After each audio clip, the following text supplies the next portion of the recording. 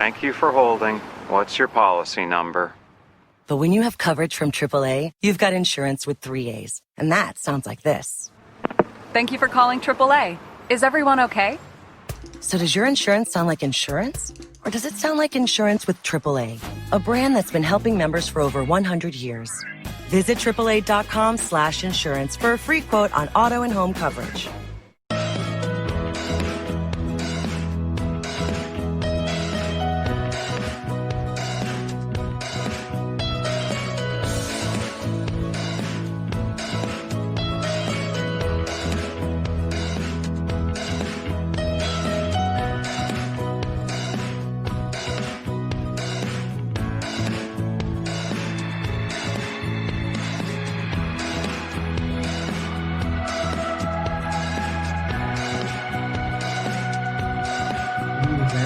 Number 2, damn it.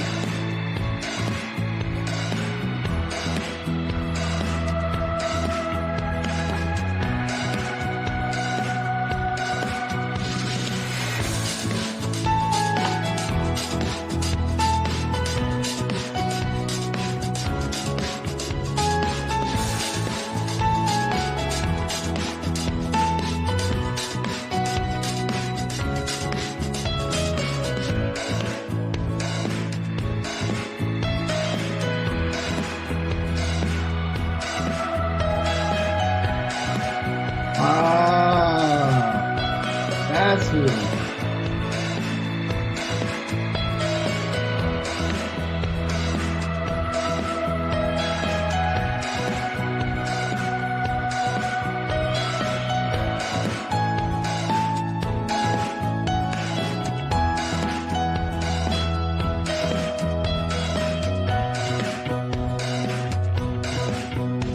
Fucking deal.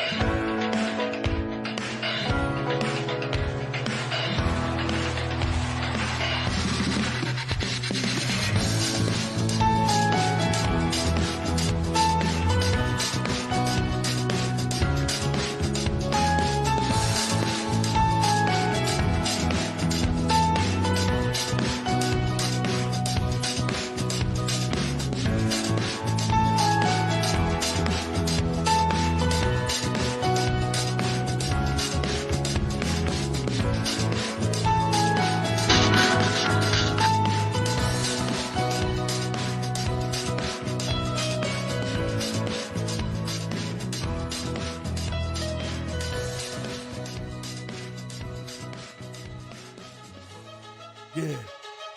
Get high rapper. The man hour.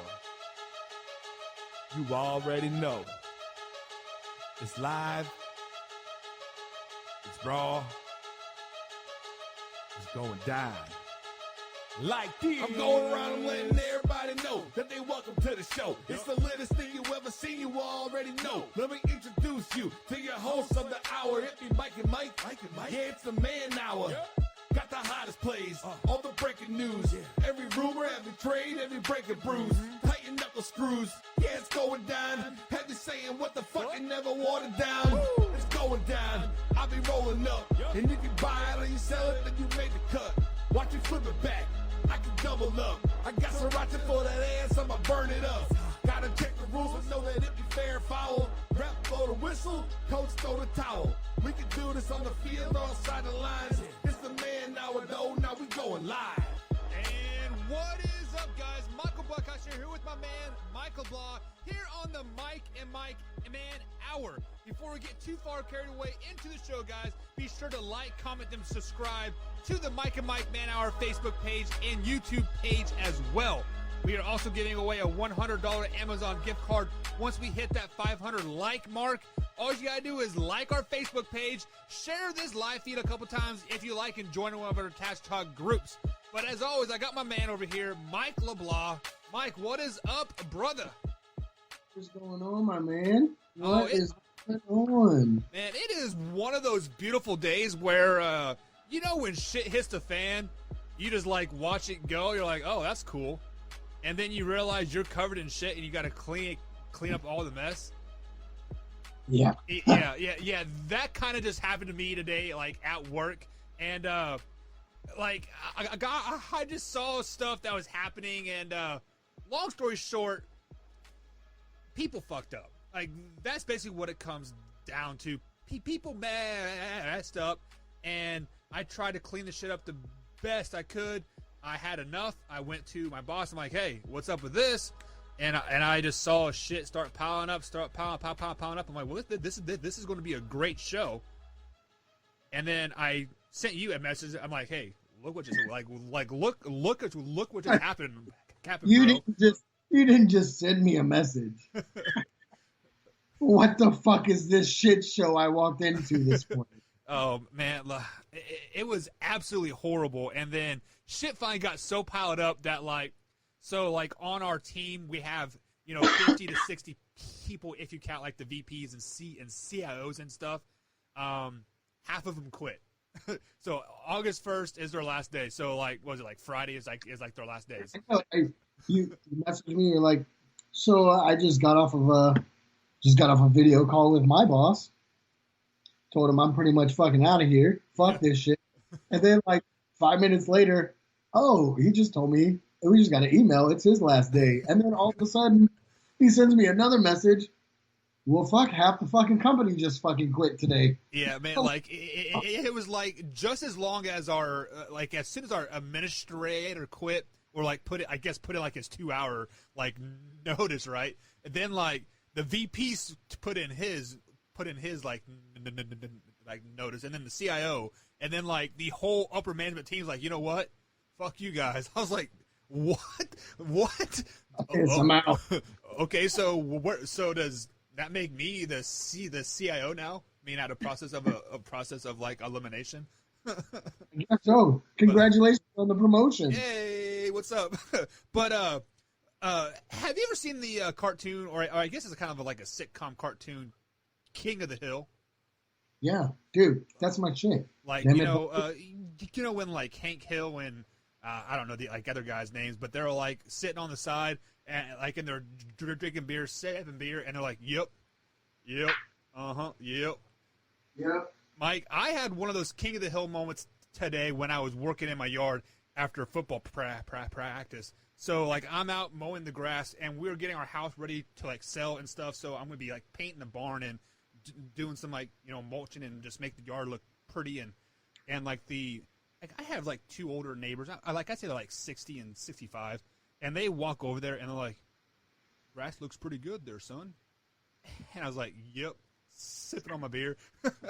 Man, it was I has been christened into the Sellersburg neighborhood there. I was like, man, I kind of feel bad I'm leaving y'all now, but yeah. Bitches, I'm leaving. What's up, Jameson? Jameson is I want to give a shout out to Jameson. Do it. Jameson is a loyal fan. He is in here every single night. And he almost shares it every night too. So Jameson, make sure you share it tonight too, man. Get those 10 more entries in.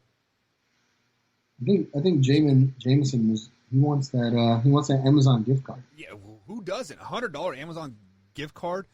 I see my brother-in-law jumped in here. What's up, Jason? Hope you had a good day. And I see Sony that hopped in here too. What's up, Sony? Mike Reeves as well. He said, I feel like we're stuck in elevator music. I mean, that's the whole aspect, is to get you excited to when the intro music drops. Oof. Man, that intro song is fire, isn't it? It is. That intro song is fire. It is fire. Wait till we drop the whole song. There's still a verse to come and a chorus and a hook part. So just wait for it, guys. Watch for it on our Facebook page. But we got a pretty exciting show tonight here. The NFL has finally announced the last couple of their top 100 players. Well, I guess the NFL, but the players in the NFL, the NFLPA, I guess you can say, has released the final touches of the NFL top 100. Lamar Jackson still wants Antonio Brown to come to Baltimore.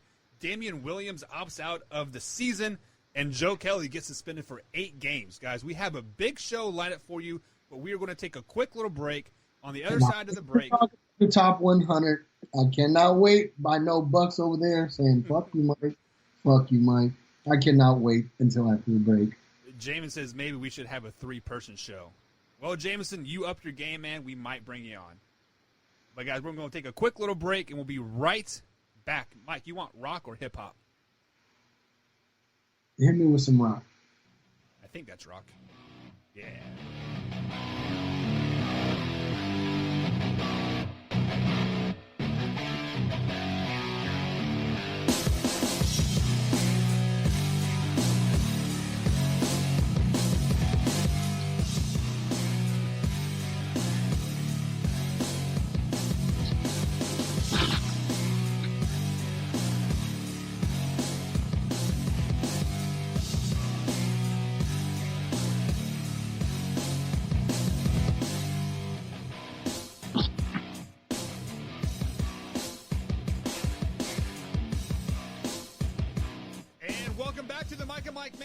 Michael Buckheiser with my man, Mike LeBlanc. Like we said right before break, guys, we're still giving away that $100 Amazon gift card. All you have to do is like the Facebook page. That's all you got to do to get additional entries. Share it. Join one of our Trash Talk groups and just be active in our chat like Jameson is. Jameson is a top fan, but for some reason it's not coming up on my chat here. But he definitely is a top fan. Him, Steve, Deere, and I think Jamie hit top fan status last night too, Mike. I think she did. Yes, yeah, I think she did. So we do have 3 or 4 top fans. Pretty exciting stuff here. But as I alluded to before the break, Antonio Brown still doesn't have a home, Mike. And Lamar Jackson is making a statement for him, and I believe it was via Twitter. He's like, look, AB, come to Baltimore. I mean, do you think Antonio Brown – I mean, well, obviously they want his talent. But the problem is, it's his off-the-field antics, all that BS. Can Lamar Jackson handle an Antonio Brown, honestly, in Baltimore? I think he can. I think Jim Harbaugh can. Jim Harbaugh can so, the problem with that, I see, is they were going to fire Jim Harbaugh when Joe Flacco was there. Like, after that Super Bowl run that they did, and then they had like a couple years of, was it below 500 or like right around 500? There were talks of, hey, we need to get Jim Harbaugh out. He is not our guy, right? And then all of a sudden, Lamar Jackson basically saved his job. Let's be totally 100% honest. Lamar Jackson saved his job. And if Harbaugh brings in a talent like Antonio Brown, it's either going to be really, really good or really, really, really, really bad. Look what happened in like Oakland. Really, really bad. I don't think he even played a preseason game for Oakland, if I'm not mistaken. No, because he being a damn crybaby about his helmet, and then there was something else I can't remember. He froze his, so he got frostbite on his feet because he did the cryogenic. The Cairo. Yeah, whatever. Over in like, I don't know, was it France or something like that? But he was in there for too long and froze his feet. So, and then he went to Patriots, and then the off the field antics caught up to him because he was having relations with the was it a trainer or massage therapist or something just like that. So, the Ravens are so young that they don't need a cancer like Antonio Brown in the locker room. I get that. I do. I get that. So, but I mean, he is a special talent. Yeah, he when he is right in the head, he is probably the third or fourth best receiver in the NFL. And when he's right in his mind, man, I say he's one or two. I mean, he's definitely up there. So, but the problem is that we haven't seen it for 2 years. I agree with Jameson. What did Jameson say? John Harbaugh should go coach at Michigan State. He said AB would be awesome in Baltimore. Oh. I agree. He would if he is pre Juju Smith-Schuster in Steelers AB. So that year when AB was getting like I don't know, like 10 catches a game and 100-plus yards every freaking game, that AB was fine. But the minute you start – the problem I have with AB in Baltimore is he is going to be screaming at Lamar Jackson, say, give me the ball, give me the ball, give me the ball, I am open. Lamar Jackson is a type of player that has to have the ball in his hands. He wants to dictate where he is going to go. When you consistently have a veteran like Antonio Brown in your ear saying, hey, I am open, he is going to start to force the ball a little bit more. And those 50-50 balls that he throws, and last year they just happened to fall on the latter side of 50%, they're going to fall on the other side of 50%. He's going to get a lot more interceptions, forcing the ball down the field, and your MVP is going to not look like an MVP. I don't know. I think we saw Lamar Jackson grow up last year and really mature. I don't think that would happen. I honestly don't. You don't think AB would get in his ear saying he is. I think Lamar Jackson as a leader would be like, bro, I'll get you the ball if you're open. Like, this is my team. The problem that I have with that, so you are a CEO of your company, and I do side work. So like you can say I'm the CEO of my company, just like as well. I've been doing mine for 3 months. You've been doing yours for 3 years. Yes, I might have a leadership thing and set in stone like what I want to do, but if I were to bring you on, I know that in the back of my head, you've been doing this for 3 years, so you are chirping in my ear saying to do this, that, and this because it has worked for you. Now, it may not work for me, but like I know you're chirping in my ear saying do this, do this, do this. At some point, I'm going to break down and probably do that thing, much like what AB is going to do to Lamar Jackson. Chirping in his ear, and at some point, AB is going to be like, you know what? Here's the ball.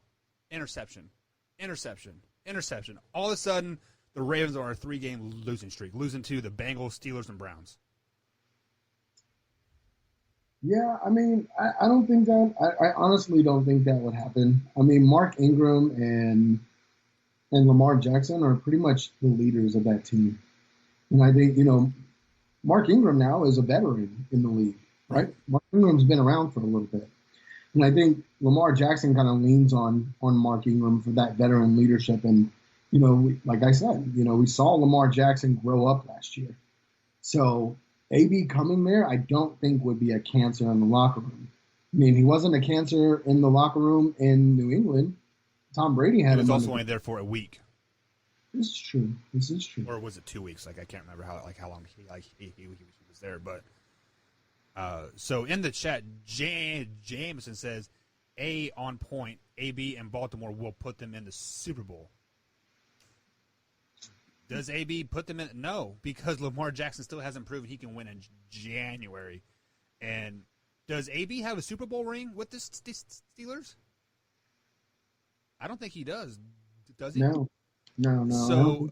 So I mean, like, when it comes to playoff time, they're all in the same boat. They all don't have rings. So that leadership that was there during the regular season is all of a sudden out the window. So AB puts them in the Super Bowl? I don't think so. Does it put them in a better competition to Super Bowl? Yes, of course, because you have a talent like AB on the field with his head right. So I don't know about that. Any other thoughts about that? No, I think it would be great, honestly. It'll elevate that team. I think Dez Bryant finds a team before Antonio Brown does. Ooh, interesting. Dez Bryant to a team like Baltimore would make more sense.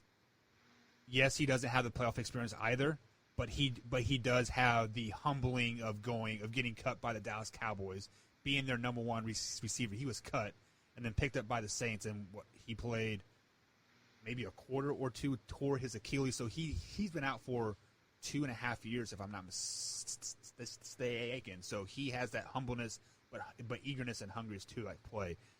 Dez Bryant would fit any team better than Antonio Brown, I think. Maybe. All right, guys. I don't think Dez Bryant fits any team better than Antonio Bryant. Or Antonio Brown, sorry. So you're telling me that Des Bryant on the Baltimore Ravens don't make them more dangerous than Antonio Brown and the Ravens? Yes. Antonio Brown makes him more dangerous than just having Des Bryant there. I don't know, man. I like I said, I'm a firm believer that Antonio Brown needs to go to a system that has a veteran quarterback presence. That's why Seattle was such a big pick in my mind. I thought Antonio Brown to Seattle was a huge for them, nearly locking them in as a Super Bowl pick then, with the addition of Jamal Adams. But in the end, I don't think Antonio Brown finds a team this season. There is too much off the field antics, and talent can only carry you for so long, right? So guys, what's that? No, you're just spitting trash out of your mouth again. I'm not spitting trash. I'm spitting facts, and the facts are that Lamar Jackson is not number one. But we're going to talk back to that on the other side of the break. We're going to take a quick little break here, guys, and then Mike is going to lead our discussion of the NFL Top 100. The final two players have finally come out. Mike is going to release that for us and let us know. But we'll be right back after a quick little musical interlude. Buck's going to get butthurt. Whatever. Get out of here with that crap.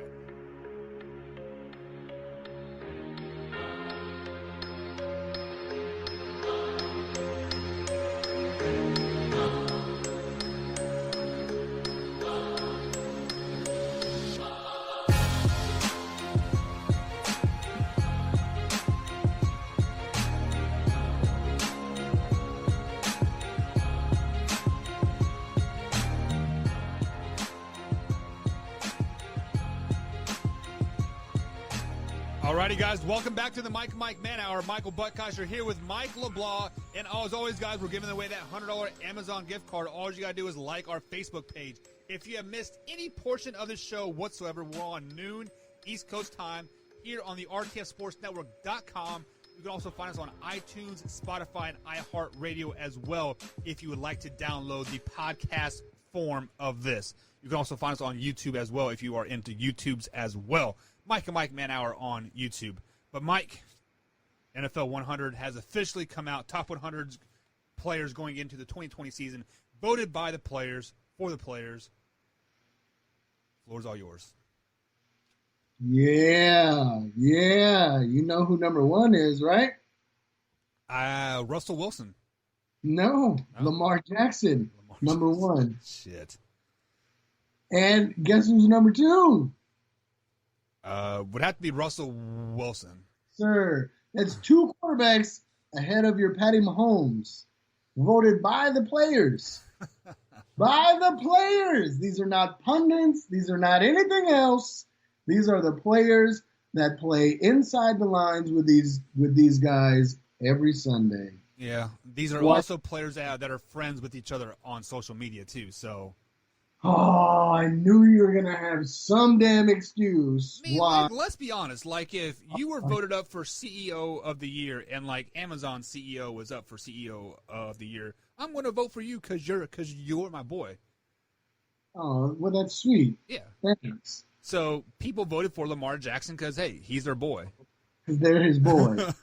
That's why. Yeah. They're his boy. And they're simply jealous. Dak Prescott is number 46 on the list because Dak Prescott's got some boys.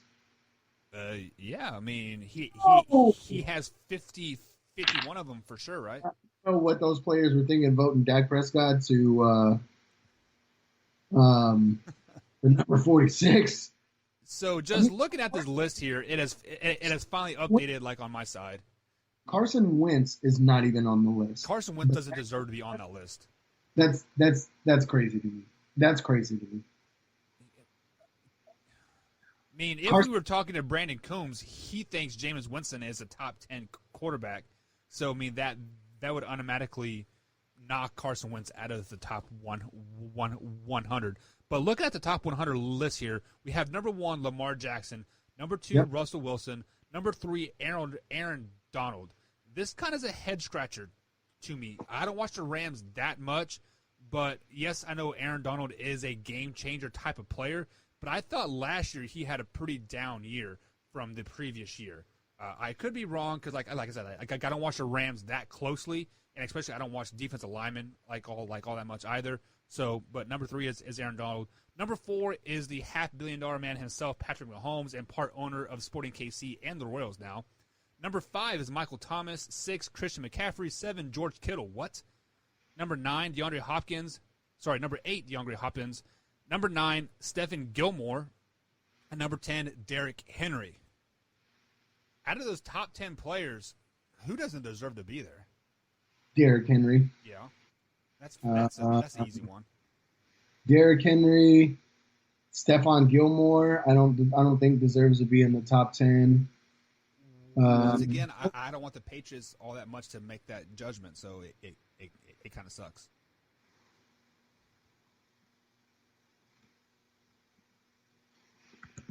That's the only 2 that really stick out to me. Michael Thomas.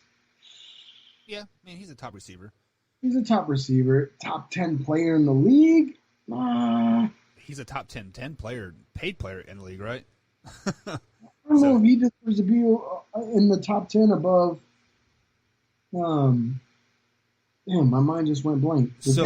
Mike Evans. I don't think he's a better receiver than Mike Evans. Yeah, they have Mike Evans down like 30-something, if I'm not mistaken. Let me scroll down here. Mike Evans. They have Mike Evans is number 30.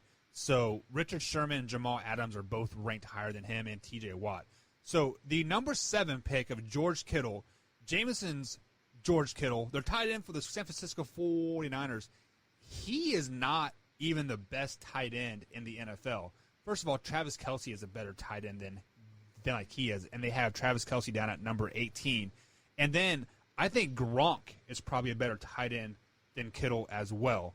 And I'm not for sure if Gronk is like on this list because he was retired last year, so I'm not for sure how they vote that type high thing. Is it based off of 2019 season going into 2020?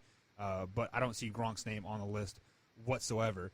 And then I don't like Michael Thomas being so high. Yes, he is a great talent, but I still think he is the 3rd or 4th best receiver in the NFL.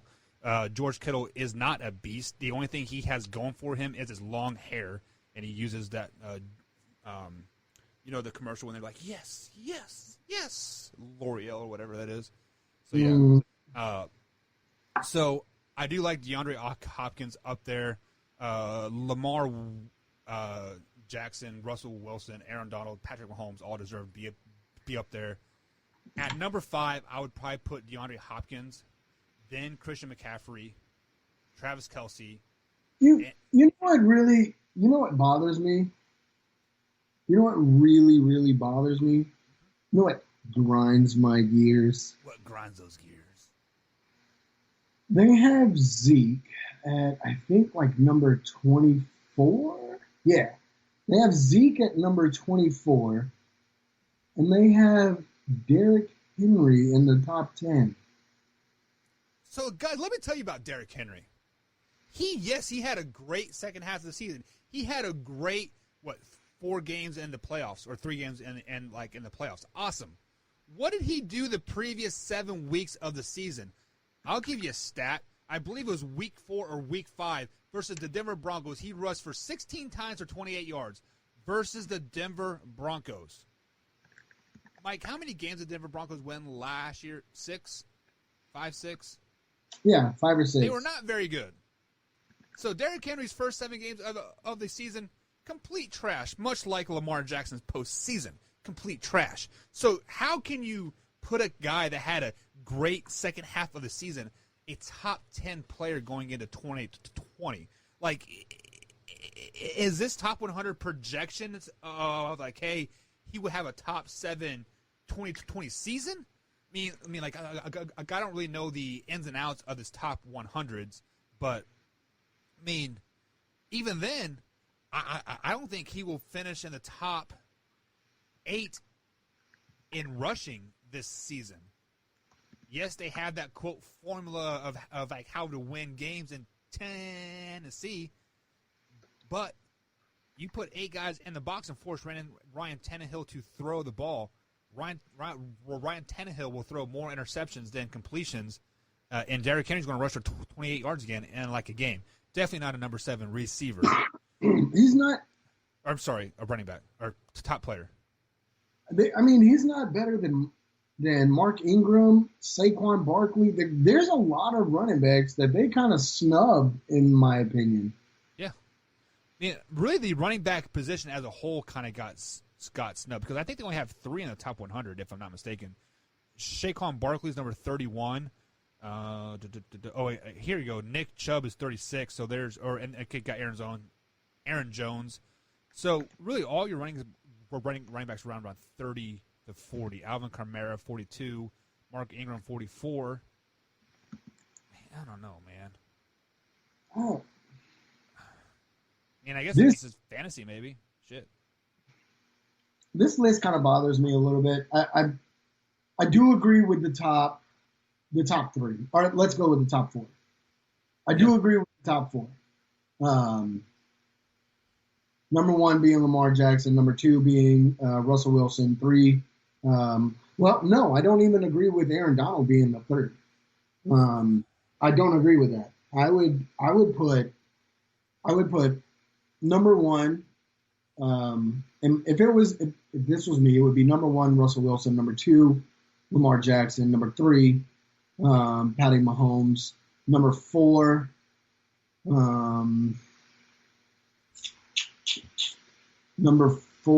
I would probably put Christian McCaffrey at number 4. He had a great 2019 season. And Mike Evans at number 5. I think Mike Evans, I would replace Michael Thomas with Mike Evans. So you're telling me that Mike Evans is the best receiver in the NFL? Right now? Yeah. Yeah. Yeah. And especially with Tom Brady throwing him the ball, he's going to have a pretty good season. So just to add some context to that Aaron Donald statement, in 2018 he had 59 tackles with 20.5 sacks. Last season he only had 12.5 sacks. So definitely a very, very down season as far as sacks-wise goes. In tackles he only had 45. So like I said, they are kind of voting in like the goody good boy club there. Like, hey, what's up, pal? You know what?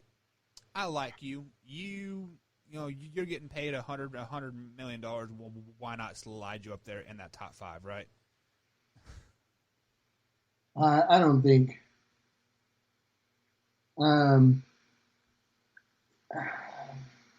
This list, there's a lot of things about this list that rub me the wrong way. I don't even think Dak should be at 46. How about this? Chandler Jones, number 15. Who the hell is Chandler Jones? He's a linebacker for Arizona Cardinals. Exactly. I mean, so like I think the problem that we're seeing like right now is like when we say top players in the NFL, my mind almost instantly goes to quarterback. Like, who is the best quarterbacks, right? And then you go to probably wide receivers, like the second best position, like on the field. No, not mine. Like, best player on the field. Best player on the field, my mind immediately goes to running back, and I don't care what anybody says. In my opinion, it's Zeke. Yeah, and then my mind goes directly to quarterback, but then it goes to linebacker. And I think Bobby Wagner for the Seattle Seahawks is probably the best linebacker on the field right now.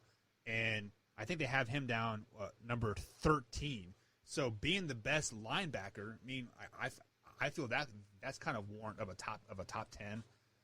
But I don't know. I mean, Chandler Jones is one of the pass rushers in the league. He is not one of the best pass rushers in the league. Isn't Khalil Mack the best pass rusher, and then Aaron Donald, and then J.J. Watt? They have J.J. Watt on this list. I don't even think J.J. Watt should be on the list. Last season, he really didn't do anything. Where do they have J.J. Watt? On the list. What name a game? I watched a lot of Houston games, right? Because I'm in Texas, Right. so we get those games. I don't think J.J. Watt really even did anything to even deserve. I can tell you this: one game last season, I think it was his first game back. So it was like game 3 or game 4, and he played about 25 snaps, and he was in every play on those 25 snaps. Like I believe it was against. It was a mobile quarterback. I'm trying to think of who they played, but it was a mobile quarterback. The guy was on the right hash, scrambled all the way to the left hash. J.J. Watt was on the far right of the far right side, chased him down. So ran about 40, 50 yards and made a sack. And then, of course, he was gassed, so he sat out for 3 or 4 plays. Come back in the very next play and had a tackle for a loss. I mean, that game that he was in there, he was very, very dominant. But he is injury prone. The best players who are dominant game in, game out, week in, week out. Every time he is in there, he is dominant. Yeah, but how he's never hardly just like Jameson said, he's fucking injury prone, so he's hardly ever in there. He may come for 2 or 3 games and then boom, he's hurt for 2 or 3 games. Right. He comes back for a game or 2 and then he's hurt again. Like I'm super disappointed in this list because I thought this was supposed to be like the best of the best. Well, the best of the best. J.J. Watt is not a top 100 player. If he does not get hurt and he can play a full season, Right. Of course, J.J. Watt is a dominant force. Correct. But he cannot, and he's proved it the past 3 seasons, that he cannot play a full season. So, do you think the players are voting by what they see on the field, not by the number of games or whatever, kind of like a highlight tape? Yeah, I think so, man. And that's exactly how I think Jadeveon Clowney made the list. He is number 41. He is still looking for a team, and he is a top NFL 100 player at number 41. So how can a top 100 player still look for a team?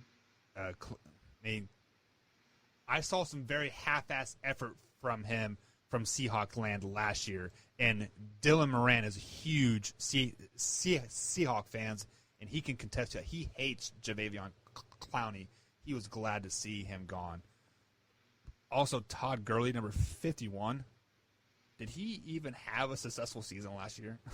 I think so, man. Marcus Peters? Come on. You know what Marcus Peters is known for? Playing for the Kansas City Chiefs versus the Jets, they threw a pass interference flag on him. He took the flag and threw it in the stands. That's what he is known for. They have Jimmy G at number 43. Trash. How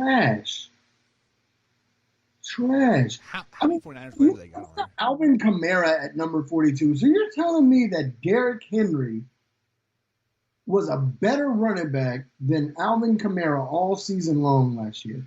Derrick Henry was good for 8 games. Alvin Kamara produced all season long. Yeah, he did. The only reason why I can think he's in the top 10 because he had the most yards rushing. That's it. Yeah, well, he had like 1,500 yards. So yeah, definitely. So let's go ahead and move on here. Let's go ahead and talk some NFL stuff here. The top 100 list is fucking trash. And you were all excited because Lamar Jackson was number 1, and I agree with that. But I agree with that. But you cannot call this list trash and then agree with it with the number 1 pick. It doesn't work like that. Yes, it does. No, it doesn't. It works like that because you know what? That's Mike's mind, bitch. Boom. So let's go ahead and move on to some more players opting out of the 2020 season. Next big name, you can say Damian Williams, running back for the Kansas City Chiefs, opts out for the 2020 season. Running the Kansas City. He was a Super Bowl hero. You could say that. I believe he scored the go-ahead touchdown against the Henry is a monster. You are crazy, says Robert LeBlanc. Oh, my little brothers. No, Robert, calm down. Derrick Henry is not a monster. Derrick Henry is a monster for 8 weeks, right? He's been good for one season. He's a journeyman running back. Let's be honest. How many teams has Derrick Henry been on? If he is such a good running back, I think he's just been on the Titans.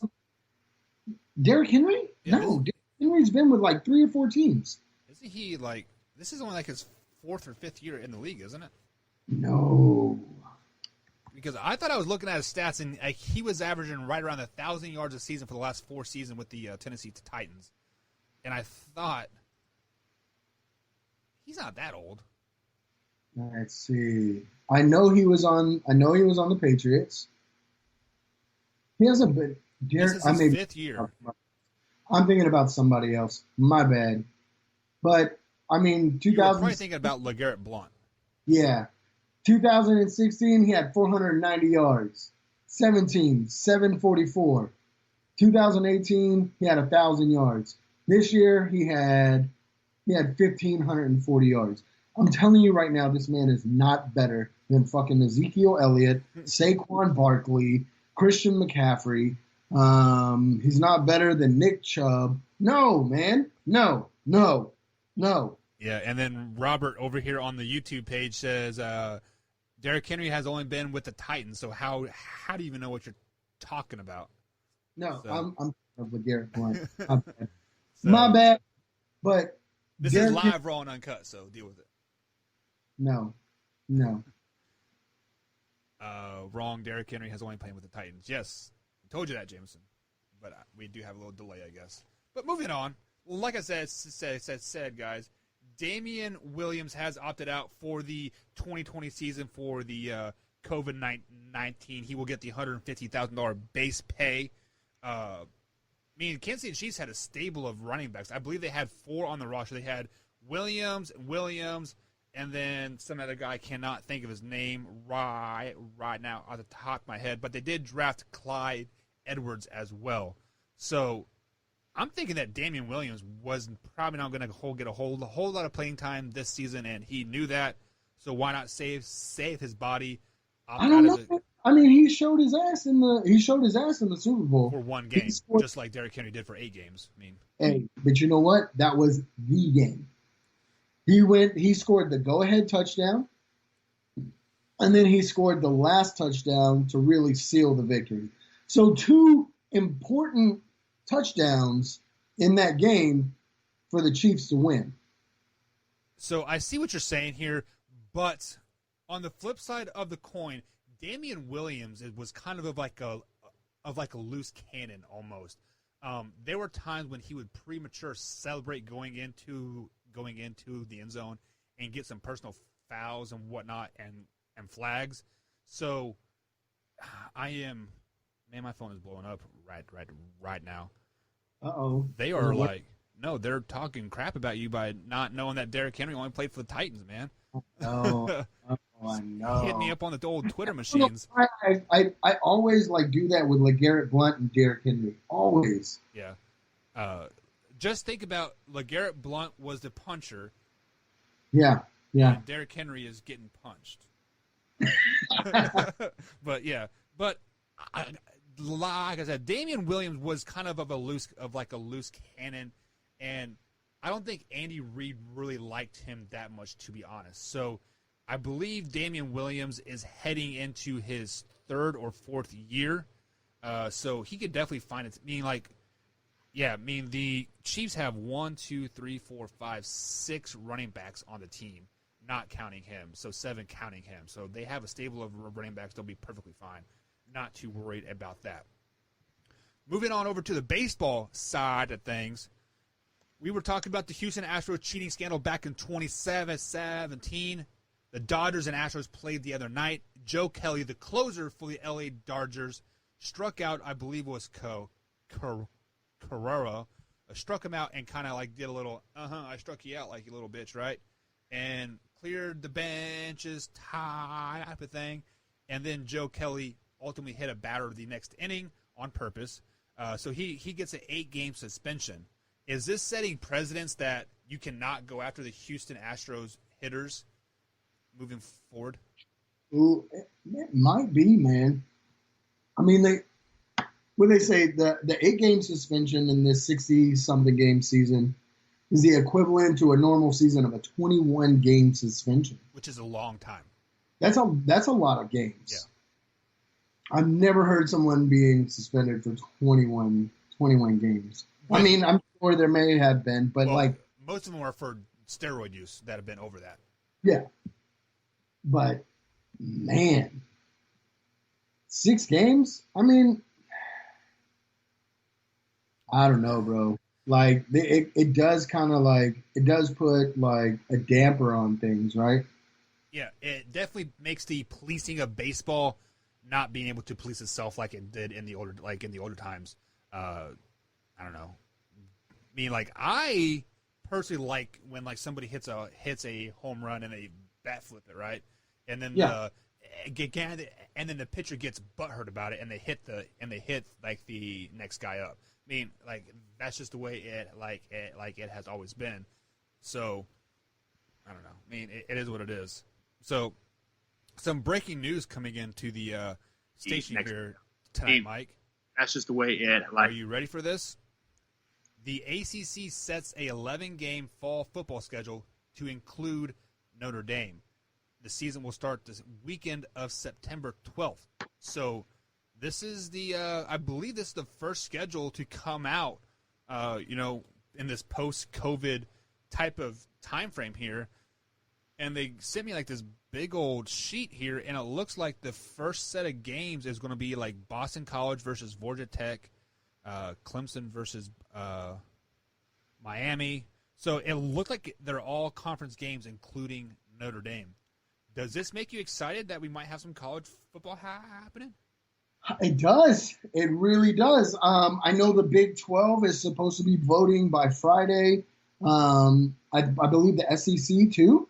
I believe the SEC and Pac-12 or Big 10 have already voted for all conference games as games as well, but they haven't released a schedule yet. So they haven't released a schedule. I think they're waiting for the Big 12. Is it to work West Virginia into maybe one of like the SEC or something, maybe like just like that? Because like West Virginia and Big 12 really don't mesh that well. No, I think so, man. I don't think they're waiting on West Virginia. I just think they're waiting for the Big 12 to make their decision. Because let's be honest. Yes, the SEC is probably the most powerhouse conference in college football. They are the powerhouse. Let's be honest. Highly overrated, but they are the powerhouse. They are. No, I want to see, Robert, I do want to see LSU get their ass whooped. That's not going to happen, Mike. Yes, it is. Shut your mouth. Robert LeBlanc, if you guys are not watching this on the YouTube channel, Mike is a huge Texas fan. I believe Robert is an LSU fan, right? Yeah, my little brother is a huge... So Texas and LSU play, was it week 2 or week 3 that they play at LSU, correct? Week 2 in Death Valley. Yeah, so... Texas is going to storm in there. They're going to hook them, and we're going to go out there, and we're going to get that dub, and we're going to silence LSU in Death Valley. Well, you can't silence Death Valley if there's no fans there. I think there'll be fans. I think they're going to take the NFL approach, where you're going to have masks, and it's not going to be full capacity. It's going to be 25 to 50% capacity. That way, everybody can social distance. Does that take away the home field advantage for LSU if you only have 50% fans in there? No, I don't think so. Those LSU fans are rowdy. I mean, even if you have 50%, those LSU fans are rowdy. I'm not going to lie. Texas isn't just going to stroll into LSU and whoop their ass and then come. Whoa! Time out. Take a step back. Put on your big boy pants and talk that shit. No. LSU is a team now. It's not going to be easy for Third Texas. Best in the SEC, right? Last best in the SEC. But I do think Texas is going to go in there. It's going to be a close game, and Texas scores a late touchdown. Ellinger drives them down the field to either score a late touchdown or put them in field goal range. They don't have Joe Burrow anymore. They don't have that experience at quarterback. And we're coming into the second game of the season. We're not going to have, like, college doesn't have an off season just like the NFL. So that new quarterback is going to be getting used to the system, used to the speed of the game, because he came from high school, right? We all know when you transition from high school to college, speed of the game is different. When you transfer to college to the NFL, speed of the game is totally different. Especially at quarterback. Especially at quarterback, when you have to start reading these defenses. Yeah. So Texas really didn't lose a whole lot on defense. Our defense is coming back. We only lost 3 starters on defense, so that's a big plus for Texas. We didn't lose a whole lot on offense either. I mean, we lost an offensive lineman, and we lost 2 of our best receivers. We lost Colin Johnson and we lost Devin Duvernay. That's going to hurt, but Texas does have some wide receivers that are coming up. It's not going to be an easy game by any means, but I think Texas does pull it out. So let me ask you this question. You are a college football fan. You are a Yes. Big 12 fan. Robert, you are a SEC fan. Jameson being a Nebraska Husker fan, I'm assuming he is a Big 10 fan. So does this hurt the parity of college football if you're only going to play in conference games? Because we aren't going to get these big marquee matchups, like we aren't going to get Texas versus LSU. We aren't going to get USC versus Notre Dame. Like I believe Alabama has set a home away schedule for Ohio State for not this year but next year. Like My question, go ahead. if they do it like this and they only play conference games, how are we going to determine a national champion? It would have to be they would have to do the playoffs. I mean, there's a complete playoff system, not just. Are you at home trying to figure out how to get your kids ready for another year of school? Don't worry, Strikeout Beer's got you covered. We're educational. JETS, Jets. We won 2 world wars without stretching. Kids, if you have any questions, just refer to Urban Dictionary. Check out Strikeout Beer live Wednesdays at 7 p.m. on Facebook, YouTube, Spreaker, RTFSportsNetwork.com, and catch the replay anywhere you listen to your podcasts. That guy. You know who I'm going to subscribe to? I'm going to subscribe to that guy.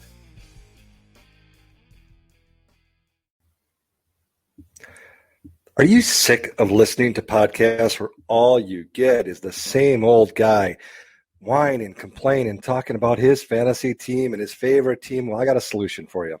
This is Green Bay Greg from the Green Bay Greg Show, found on the RTF Network, Wednesdays, 2 p.m., 1 p.m. Central, Wednesday afternoon. So here's the thing. Eat lunch, slack off, take the rest of the day off. Green Bay Greg.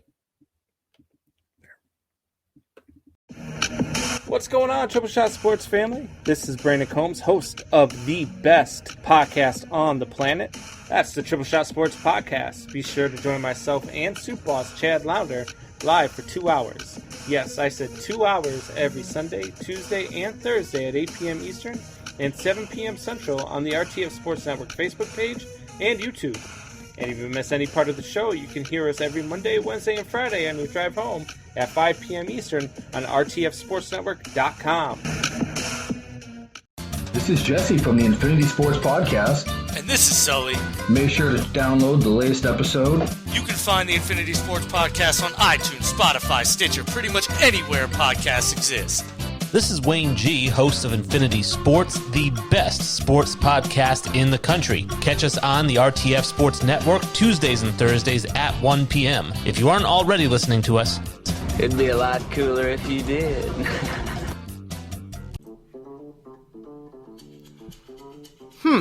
I wonder what I'll do now that I don't have to share the stage with my co-host from Twist, the Week in Sports Talk. Whatever I want. Tune in to Mike on the Mic for a fresh take on sports and life on the RTF Sports Network.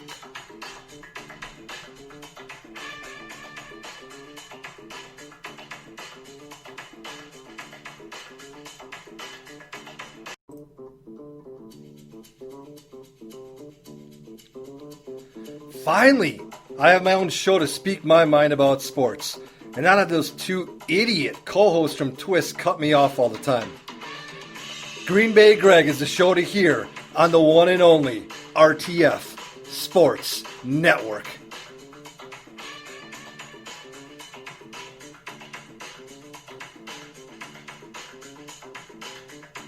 You know a lot about golf. We're waiting.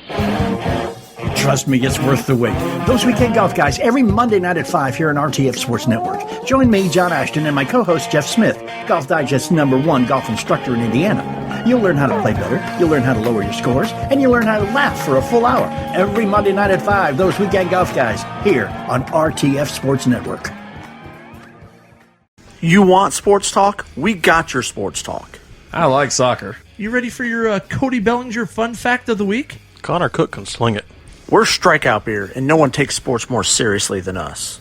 Yeah, I'm a bandwagoner. Pickle! I am FIFA Dave.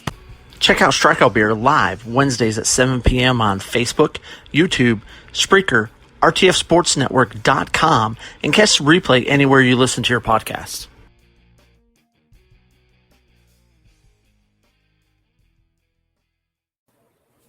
Hey, RTF Sports Network fanatics. This is Matt Benz with Benzi's Bit. If you like power rankings and off-the-wall fantasy football breakdowns, make sure to tune in at 2 p.m. Eastern on Fridays. I'll make sure to give you a Midwest take on current events in the vast sports universe. Once again, that's Benzi's Bit, 2 p.m. Eastern every Friday on RTF Sports Network. Hey, what's going on, everybody? It's Durf from On and Off the Field with Durf and Dylan on the RTF Sports Network. And if you're looking for the best NFL podcast that gives you the on-the-field news as well as off-the-field issues, then make sure to catch On and Off the Field on Mondays, Wednesdays, and Fridays from 11 a.m. to 12 p.m. Eastern Standard Time. And if you're looking for more information about the show, head on over to onandoffthefield.com. Hey there, everybody. It's Scott here. And his buddy Mike. No, he's terrible. But we make up the duo that you guys might know as the Verbal Shenanigans Podcast. We're a weekly podcast that does radio-style interviews with some really interesting guests. For instance, we've had amazing sports stars like Trent Dilfer, Lenny Dykstra, Dave Andrechuk, and Butterbean, to name a few. Now, we've also done things outside of sports, such as Mark Summers, Matt Pinfield, John Walsh, even William Hung. Yes. So please catch us every week on the RTF Sports Network from 9 to 10 a.m. See you there. Bye. Do you want to get inside the mind of Matt Benz, co-host of Twist, the weekend sports talk? Well, tune in to Benzi's Bit to find out what he really thinks about sports and life on the one and only RTF Sports Network.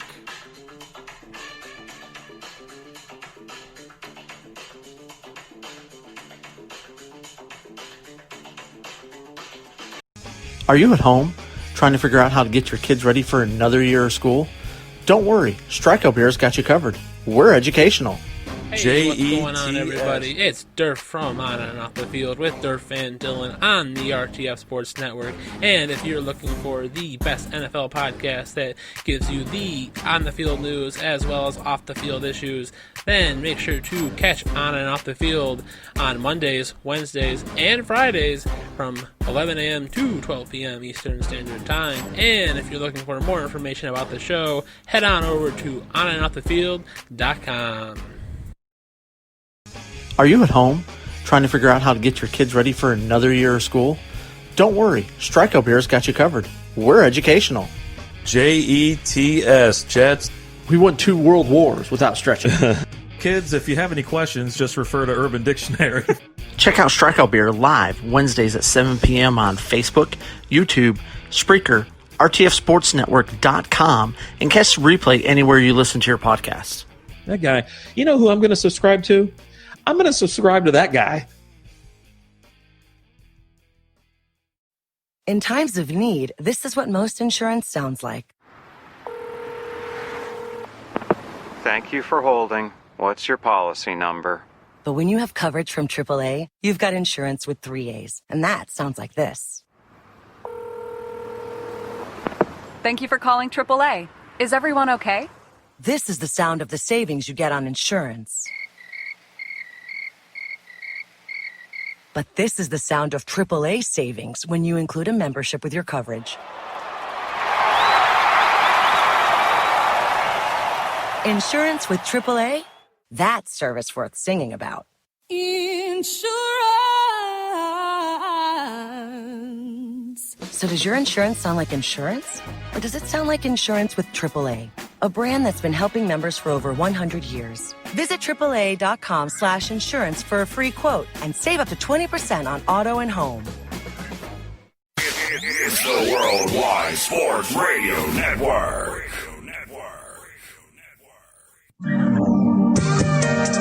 What's good? What's good? What's good? What's good? What's good? What's good? What's good? What's good?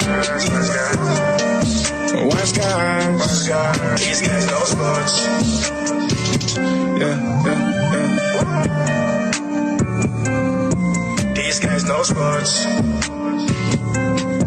These guys know.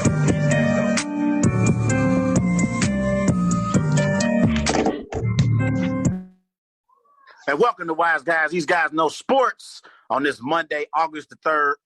Another day on the Wise Guys Show on the Worldwide Sports Network with my co-host, Mr. Clarence Nixon. What's up, Clarence?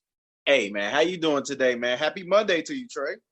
Happy Monday to you, brother. How was your weekend? Did anything special happen this weekend with your daughter? What was she up to? I know she be busy, man. What happened this weekend, man? Tell me something. We just hung out. We just hung out all weekend. We actually got some sleep in. Together, and I enjoyed the company with her. So me and her and then the girlfriend, me and me, we had a good time. We had a good time this weekend. What about you? That's what's up, man. I had Trey Muir this weekend too, so I guess it was the weekend to have your kids. When I had Trey Muir, we kind of watched some TV, played some PlayStation. He got this game now that he plays. So he has this game now. He been really playing this game called Modern Warfare, so he like playing that. It's called Minecraft. It's called Minecraft. It's a kid's game. He loved it. Like he always playing it all the time. So I know definitely Minecraft is. Yeah, he loved that game. Everybody remember go and follow Wise Guys on Twitter at WiseGuys_H. Also on Facebook, Wise Guys. And be sure to follow Wise Guys on Instagram at These Guys Know Sports. We're live here on the Worldwide Sports Network. Also, go and follow the Worldwide Sports Network as well on Facebook and Twitter and Instagram and YouTube as well. And remember to follow our YouTube channel, Wise Guys Sports and Worldwide Sports Network as well. So we got an action jam-packed show ahead, everybody. Odell Beckham speaks out. He says he doesn't think the 2020 NFL season should go ahead with everything that's going on with the coronavirus. Also, do me and Clarence believe that Tyreek Hill is a top 5 NFL receiver? And we have our NBA Coach of the Year award given out to Mike Budenholzer from the Milwaukee Bucks and Billy Donovan of OKC Thunder. We'll talk about that and more a little bit later on in the show, Clarence. But we begin in the NBA, in the bubble, down in Orlando. As over the weekend, the NBA champions, let's call them the reigning NBA champion, Toronto Raptors, beat the Los Angeles Lakers 107-92. For the Los Angeles Lakers, this was season lows in field goal percentage. They only shot 35% from the floor. Season low in made field goals, only 29 field goals made for the game, and only 17 assists for the game. So my question for you, Clarence, is as we open up the show today, do you have any concerns about your Lakers, the team that you picked to come out of the West? I like that intro. But I'm not a Lakers fan, though, for everybody that's watching and listening. I'm not a Lakers fan. But you picked them to come out the West. Yeah, I picked them to win the finals. But listen, let me tell you something, brother. Any concerns that I got for the LA Lakers? One, AD needs to play better. I mean, truly, come on. 2 for 7 and 35 minutes straight. 2 for 7. He only shot 7 shots and only made 2 in 35 minutes. It's ridiculous. And guess what? He wasn't even the leading rebounder on his team. So that's something that they have to fix. He has to play better. He has to play better in meaning times, man. And another thing is they got to get more players involved. They need more players involved. I see Caruso and Deion Waiters. They are contributing to the team play, and that's a lot. But Kuzma, he has to shoot the ball better. 5 of 16 against the Raptors. Yeah. And guess what? They was 10 for 40 on threes all night. I'm like, what? It's a disaster, man. That team, you had to get more players involved. Like J.R. Smith, he has to get involved with the game. Like Alex Caruso is showing his talent. I mean, and in the field goal percentage, like you just stated, 35% season low. I think that they got to make smart shots and not rush all their shots. But I still think they still in competition in the Western Conference. It just at the same time they can't force a lot of shots. They got good shooters. KCP, J.R. Smith, Deion Waiters, Caruso, even Braun, even AD. Hey, JaVale McGee might throw up one. They got nice shooters all over the team. They just got to take the right smart shots for their team. But I think they're fine. They're just fine. I think they're just conditioning. Yeah, the question was, do you have any concerns about the Lakers? You named your concerns. I got a few concerns, and I agree with you about Anthony Davis. I told you about Anthony Davis in the game when he went up against the Clippers on, what was that, Thursday night when they played the Clippers. Thursday, yep. Yeah, and I told you, he had 34 points, but in the fourth quarter, he only scored 2 points. And in this matchup against the Raptors, he only shot 7 shot attempts. He was not aggressive whatsoever. And that's the problem I have with AD. We all know Anthony Davis is one of the best players we have in the NBA. Top 5 player as far as I'm concerned. But the problem is with Anthony Davis, there are games where I'll look at the stat sheet afterwards, and I'm like, AD, where were you? Where were you? Right. Like, you have to be more aggressive, and you have to really ingratiate yourself with the offense and be aggressive. You have to demand the basketball from your teammates. And I thought early on in the game against the Clippers on Thursday night, he did that. But as the game went along, he got less aggressive. And that's what I want to say about LeBron. LeBron, I felt like in Thursday night's matchup against the Clippers, LeBron made a conscious effort to get AD the ball in his spots to be successful. Because LeBron knows what I know and what everybody else knows. In order for the Lakers to win the championship, it won't be because of LeBron James. It's going to be because of Anthony Davis. Anthony Davis has to do a better job of asserting himself and being more aggressive on the offensive end of the floor. Because that's what it's going to take for the Lakers to get where they want to get to and reach their ultimate goal of winning the championship. Because majority of teams in the NBA, they have no answers for Anthony Davis. You can't stop AD once he gets it going. And he had it going those first 3 quarters against the Clippers. And against the Raptors on Saturday night, he just didn't show up. He didn't show up. And it ain't even the fact that he missed a lot of shots. It's the fact he didn't take many shots. 2 of 7 from the floor? What are you doing, Anthony Davis? 30? Yes, in 35 minutes. What are you doing? You're better than that. We think you're better than that. We know that you're better than that. And you know that you're better than that. LeBron knows that you're better than that. So we need more out of Anthony Davis overall. But when it comes to the Lakers as a team, I told you, after LeBron James and Anthony Davis, there is a significant drop-off in production. That's why I don't understand for the life of me why you think that this team is loaded. That's the word that you used on the show a few weeks ago.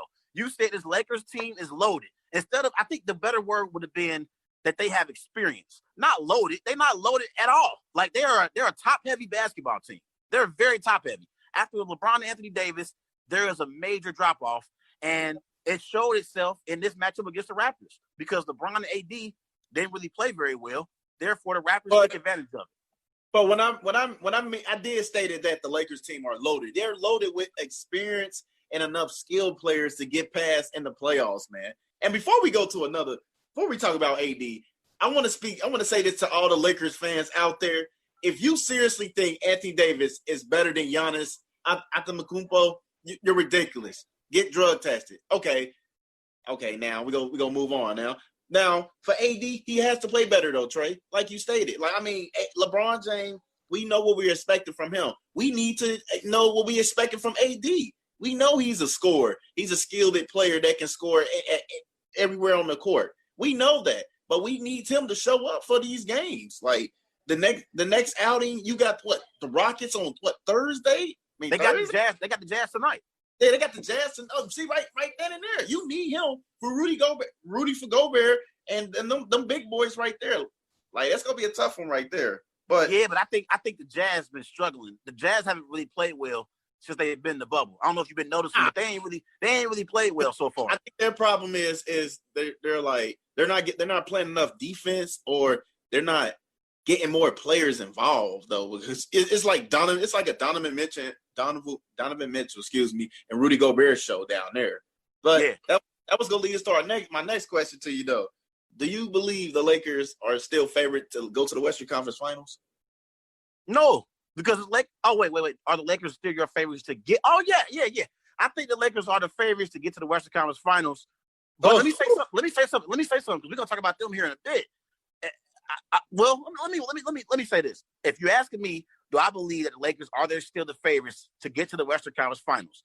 My answer would be yes, because I still believe Anthony Davis and LeBron James are two of the top 5 players we have in the NBA. So I'm going to bank on Anthony Davis and LeBron James' production to carry the Lakers once the playoffs start. So I think once the playoffs start and everything settles down and you got to beat a team 4 out of 7 times in a week. I think the Lakers will be just fine because they have LeBron and Anthony Davis, a dynamic duo that I believe is unstoppable when they have it going. So I still think they are the favorites to get to the Western Conference. But you already know I got the Clippers beating the Lakers in the Western Conference Finals. This is the problem now. The Lakers are loaded with veterans that's been in the playoffs numerous of times. They got players that was on championship teams. What you forget, Rondo, J.R. Smith, JaVale McGee. I mean, those players are going to be more critical. Danny Green. I mean, them players going to be critical in the playoffs, man. Trey, I think you're really underestimating these players that I just named, that they're not going to make a big force in the playoffs. I truly believe they're going to beat the Clippers if they play them in the Western Conference. If they play. So let me ask you a question. We talked about the Clippers on Friday's show. Yep. And I told you, I'm going to make a point, and I want to get your response on this. On Thursday night, the Clippers played the Lakers without 2 of their best 4 players, and Montrezl Harrell and Lou Williams. And they only lost to the Lakers by 2 points. In that game, the Clippers turned the ball over 20-plus times. So in that matchup, the Clippers didn't play their best, and 2 of their best 4 players were out. And they still only lost to the Lakers by 2 points. And you believe that Lakers team can still beat the Clippers in a 7-game series? Yes, I truly believe that. I think they're more experienced than that Clippers team. The players I just named, man, they don't go be playing critical roles. They go play critical roles that they already been playing. I truly believe the Lakers is like the team to beat in the West, man. So can I ask you a question? When you say experience, I think playoff experience would matter more if we were in a regular situation, not in the bubble in Orlando. Stay with me. If we were playing like how a normal playoff format would be played, where teams are flying in and out and going all over, from city to city and, night to night, I think that would be a situation where you can say that playoff experience would give you an advantage. But in this particular playoff format, in the bubble in Orlando, I don't think playoff experience is going to matter as much because you're all in one. You're all. Hold on. Let me finish. You all in one setting. You're in one setting. You're not going from city to city, getting on the airplane every night and going back home, or getting on a flight going to the team, the other team that you're playing against. You are in one setting. Therefore, I think it's going to be a situation where not only with the Lakers and Clippers, throughout the whole entire NBA playoffs, I think there are going to be a lot of upsets once we get to the playoffs. Yesterday, Clarence, I watched the Celtics dominate my Trailblazers for 3.5 quarters. Bad. All of a sudden, when the 4th quarter came and it was Dame Dollar time, the Trailblazers were winning. The Blazers had a chance to win that game yesterday. It ended up being a good game. Then we saw what happened with the Rockets and the Bucks. We're going to talk about that here in a minute. I think it's going to be some unusual outcomes once we get to the playoffs. And it wouldn't surprise me if a team beats another team that may be better, but because we're in the bubble, it's going to be an upset because it's just so many different variables. There's so many different things that's going on. This is unusual. Can I say something before we move on? I think the playoff experience is still going to be well played enough in this playoff. Let me tell you why. Because you're right. They don't have to deal with that animosity from the fans and traveling. They're it's like playing in an open gym with people in the crowd, but they virtual. I think it's gonna be more pressure on the people that haven't played in a playoff series. It's gonna feel it. The ones that been in playoff situation, they gonna benefit from that because they don't have to travel enough to go to another animosity through a stadium, I think they're gonna be happy. They're gonna be excited. They're gonna be happy. See, I think when we're talking about playoff experience, I expect stars to show up. Kawhi Leonard, LeBron James, Anthony Davis, James Harden, Giannis. I think the stars always show up. What we're talking about is the role players. I think because we won't have fans in the stands and they don't have to deal with the traveling aspect. I think the role players won't have to deal with the pressure that comes with the playoffs. When you a role player and you on the road, you got all these fans screaming at you, going crazy. Clarence, trust me when I tell you, playoff intensity is different than a regular season. You know it, and I know it. It's different. Telling you, man. It's different, and some of these players can't handle it. But because they go, It's like a booby trap for the role players. They've never been in this type of situation, right? But this year they don't have no fans to worry about. You can just play your game. It's just like being an open gym. But let's move on to the next question before we move on. Do you think the Lakers should manage LeBron's minutes down the stretch of the regular season? Do I think that? I think you should just let them play. You know, when LeBron is not on the court, they got a minus 3.3. That's just with AD just AD by himself.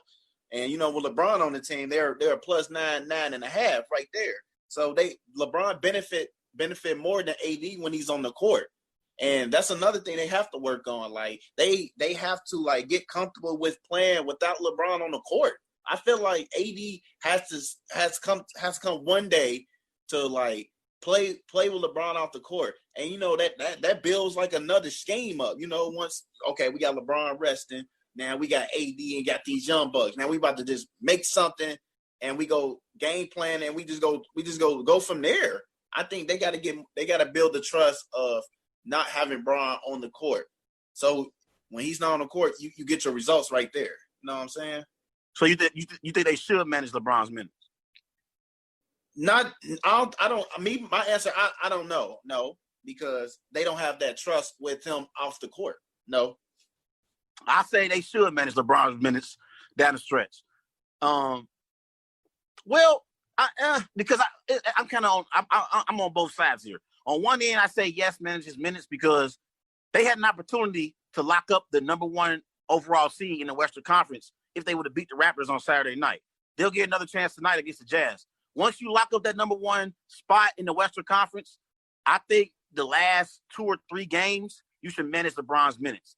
Just a tad bit. He's 35 years of age. I think you're going to need him for the stretch run in the playoffs. He's going to have to carry on a major load in the playoffs for you to have a chance to win the NBA championship. So I think they should manage LeBron's minutes once they lock up that number 1 overall seed in the Western Conference. But until then, I think LeBron James needs to play significant minutes, and I think LeBron James needs to get into a rhythm with his teammates and to a nice flow like they had before the NBA shut down, Clarence. I remember I told you this before. Before the NBA shut down, it was a weekend series in LA. On Friday, LeBron and the Lakers, they beat Giannis and the Bucks. LeBron was making a late surge for NBA MVP. Then on Sunday, right across the hall, they beat Kawhi and the Clippers. I thought the Lakers was rolling at that point. Don't you remember that? They was rolling at that point in the season. I think the Lakers should try to do whatever they can to get back in that type of rhythm before the playoffs. So I say yes if you lock up the number 1 seed, limit his minutes. But even if you want to play him, if you Frank Vogel, to get back in that rhythm that you had before the NBA shutdown, I would understand that too. Because I think LeBron James, he has the condition and he's in shape to carry on into the playoffs and keep that same strength and keep that momentum. Yeah, definitely. Yeah, that's the kind of player that he is. Yeah, I think, definitely. For one, I'm just going to say something before we move on. I think what the Lakers need to start realizing that these teams with younger players, they're going to try to outrun LeBron. They want to break the condition, They want to tire him out. They want him to, be tired because they always feel like he's not a tiring person. Like he plays 44 plus minutes in the playoffs. So they go test his ability of his conditioning. You know what I'm saying? Yeah. And one more thing I want to say before we move on to the next topic. This is about the Toronto Raptors. Listen, everybody been talking about the Eastern Conference. We talked about the Milwaukee Bucks and Giannis. We talked about the Boston Celtics with Jason Tatum and Jaylen Brown. We talk about the Sixers and the talent that they have in Embiid and Simmons. We got to start talking about the reigning NBA champion Toronto Raptors. The Toronto Raptors are the real deal, Clarence. They are the real deal. And LeBron said in the post-game presser, he said, everybody wanted to talk about Kawhi, but players in the NBA know that this is a legitimate team. I'm paraphrasing. That's what he said, basically, along those lines. That everybody talked about Kawhi. This was a legitimate team. And you have an up-and-coming star in Siakam. You have a veteran player in Gasol and a nice veteran in Kyle Lowry. Kyle Lowry played sensational on Saturday night. I was watching him hit big-time shots against LeBron and the Lakers on Saturday. He played great. And then earlier today, I think they played the Denver Nuggets. I'm talking about the Toronto Raptors. They played. I think it was Denver. I think it was Denver. If I'm not mistaken. No, it might have been Miami. They might have played Miami earlier in the day. And Fred VanVleet, he had 35 points. So this is a team in the Raptors, Clarence. They know how to win. They have veteran leadership on their team, and they are well coached. They are well coached. Nick Nurse is one of the best coaches we have in the NBA. We're going to talk about NBA Coach of the Year here in a minute, but Nick Nurse is a great coach. It might be the Bucks and Raptors in the conference finals, man. So never know. You tuned in. Yes, sir. All right, man. Let's move on to the next topic. Last night the Milwaukee Bucks, they played the Houston Rockets, and unfortunately they lost 120-116. And we actually seen that the Milwaukee Bucks, they was leading 3 minutes left in the quarter. By 8. Like 8 minutes in the quarter. Like it was ridiculous. It was ridiculous, and it went bad because I had Milwaukee big men, and they didn't come up. But my question is for you though, any concerns with Milwaukee Bucks? Any concerns with the Milwaukee Bucks? I would say yes, because I told you before I don't believe the Bucks are going to come out the Eastern Conference. I think the Bucks sometimes down the stretch of games they struggle to get key buckets. Like I saw a few plays where Giannis, he'd get into the paint and he was stopped. He couldn't make a play. He couldn't hit any kind of mid-range shot. And that's the difference between Giannis and a James Harden, Giannis and a Kevin Durant, Giannis and a Steph Curry, Giannis and a Kawhi Leonard. Giannis does not have that jump shot to be able to, basically the fact that he doesn't have a great jump shot, he doesn't have that to be able to, navigate and get through and be able to still put points on the board late in games. If he's not getting, He was 2 for 5 on threes last night. Yeah, but down the stretch he wasn't. What I'm saying is when it's late in games, I don't think Giannis still has the confidence in his jump shot to be able to hit shots to help the Bucks in clutch late situations. I just don't think he has the confidence in himself to hit those shots. He doesn't have any answer once you shut him out from the paint. He doesn't have no other answer on his offensive game. I've told you this numerous times. He doesn't. But think about it, though, Trey. 36 points and 18 rebounds. He was tremendous. And Chris Middleton, 27 and 12. Brook Lopez, 23 and 12. The team played well. The team played well. They played well enough to, try to overcome James Harden and Russell Westbrook tantrum, but it didn't work out. But to me, Giannis, he probably had a rough shooting night, 14 out of 25. It was a bad night for him, but at the same time, you still got the same production from him. Like, it takes a team to win. It takes a team to win. They shot horrible in the 3-point line. I can't lie. They was 9 for 35 on the three, so they had a bad shooting night at the 3-point line. But James Harden, they shot 21 out of 61 threes last night, and that was a lot of 3 points. That was a lot of 3-point attempts. But at the same time, Milwaukee Bucks, I think their situation and Giannis, he's getting more comfortable in his game. He's developing. He's developing his jump shot, and it's coming slowly. It really is. But this is the thing, though. Giannis doesn't have another gear in his game or another offensive weapon to go to if he can't get to the rim. If he can't get to the rim, if he can't finish in the paint, he doesn't have any jump shot to offset the fact that he can't get into the paint. He has nothing else to be able to go to, unlike a Kevin Durant, unlike a Kawhi Leonard, unlike a Steph Curry, who can say, all right, you got the paint shut down. I'm going to sit out here and hit this perimeter shot. Giannis can hit those perimeter shots throughout the course of the game, in the natural flow of the offense, but can you hit those perimeter shots with less than 2 minutes to go on the court? Like, no, when you have 2 minutes left in the game, can you hit those perimeter shots to help elevate your team to the next level and get them on a deep playoff run? I say no. But listen, though, I think for Jay Williams, though, Jay Williams, he was on the Halftime Show, and he was breaking down how Giannis, set his shot for the three, and it was very impressive. Before I get into that, everybody go follow Wise Guys on Facebook, on Wise Guys, Instagram, Twitter, Instagram, These Guys Know Sports, and with Twitter, Wise Guys _OH, and we are here live on the Worldwide Sports Radio Network. And with how Jay Williams broke down Giannis' shot, that he's not in the right form of shooting. And that's something that he definitely has to work on, because buckling your knees and your elbows all the way out, you're going to shoot. You're not going to have a good percentage. You're not going to shoot well. And that's something that he does have to work on. And it is going to be offsetting. But until then, if the physicality and mental is working, why not? You just got to stop it. Yeah, I think I seen something else too. They were talking about how he shoots better off the catch and shoot versus just straight up shooting the ball off the dribble. He does better with the catch and shoot versus off the dribble. He doesn't shoot very well off the dribble, but he has to improve on that if you want to have any chance in the playoffs or get into the finals. But another question for you on this segment: was this game more about the Bucks or the Rockets? Let me be honest with you on this situation. It's the Rockets, man. Okay. The Rockets. In my opinion, it's definitely the Rockets. I truly believe that the Houston Rockets are sending a message in the Western Conference. Okay. Over the weekend, I had a lot of debates with my family, with my boy DJ Gooden. Shout out to DJ Gooden if you're watching the show. He honestly said, you see the top 10 duos, they had Kawhi and George at 2. And he said James Harden and Russ should be number 2, and Kawhi and PG should be number 3.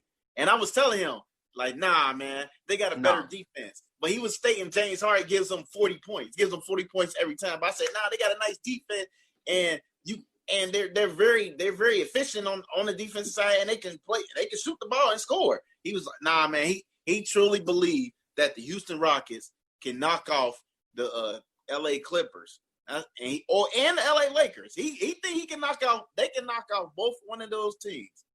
And it was just amazing because I'm like, see, let me address that real quick. I think we were going to talk about that after this. We're going to talk about that. That was the next question. Actually, do you believe that there's any chance the Rockets can upset the Clippers or the Lakers? Before we get into that, you got anything else you want to say about what this game was about, the Rockets or the Bucks? Well, the Rockets, though, I think they're performing, and one thing they is performing, they're center 6'7". Robert Covington is the tallest guy. It's actually having some progress with it. They're dominating the rebounds. James Harden played tremendous defense last night on Giannis, and I think they wanted it more, even though Harden had a bad shooting night, but Russell Westbrook came and prevailed and helped them out and led. I think him taking less shots and not forcing all his shots is going to make this Rockets team better and more smoother when they're playing. And for James Harden, he's got to get out the shooting slums. But he knows how to get to the free throw line, so that's very effective. So I think it means more for the Rockets than the Bucks. I agree with you about it. This game was more about the Rockets than the Bucks, but for different reasons. For me, it was more about defense. I can't believe I'm mentioning defense and the Houston Rockets in the same breath. I can't believe I'm saying it. I can't believe I'm actually sitting here today on Wise Guys, on the Worldwide Sports Network, and I'm saying a part of the reason why the Houston Rockets beat the Milwaukee Bucks last night was because of defense. But I'm saying it. I remember back in February, Clarence, after the All-Star game, I don't know if you remember this, Giannis and Harden around that time had a little beef going on in the media. Yeah. And so Giannis said after the All-Star game, he said, we were trying to get the ball to whoever was going up against James Harden. Whoever James Harden was guarding, that's who we wanted to get the ball to. Shade. Disrespected James Harden, throwing shade in James Harden's direction.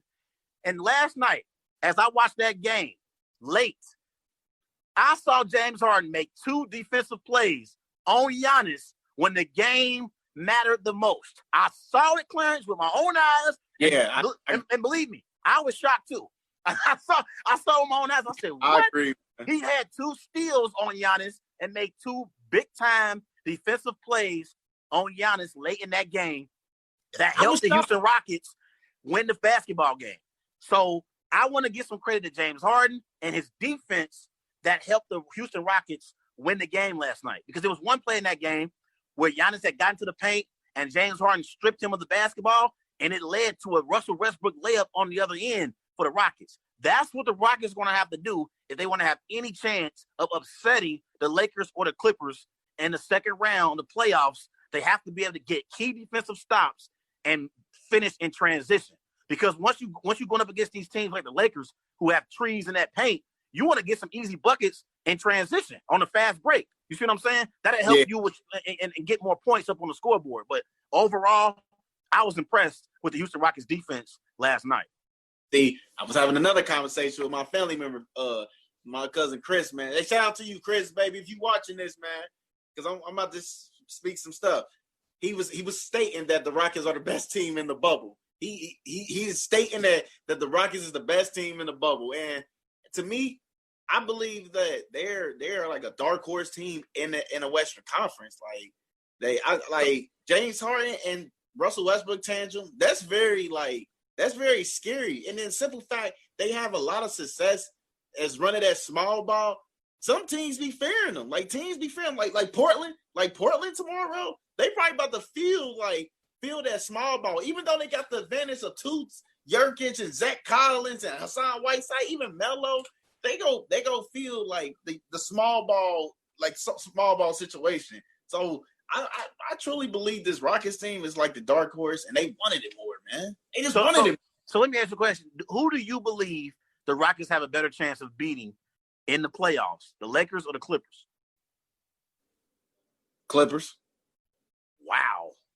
Okay, so why? Definitely because I believe like they can match up.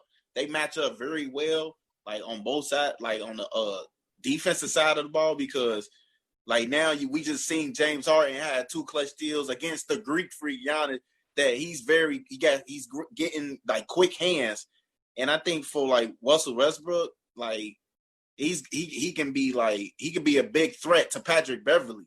And Beverly, you know, they problems back in the past, and it's like they play mind games. But remember, Westbrook say he's just a fake. He doesn't play defense, so that can probably can mess with his mental, like Beverly's mental. You know what I'm saying? But I think like for James Harden though, like if he shows up, I truly believe he got the better chance against the Clippers. For the Lakers, they definitely gonna like beat them with that Anthony Davis down there in the paint, because nobody on that team can guard Anthony Davis. They got a chance at playing the Clippers because they're closer like to them, because they literally play small ball at times too.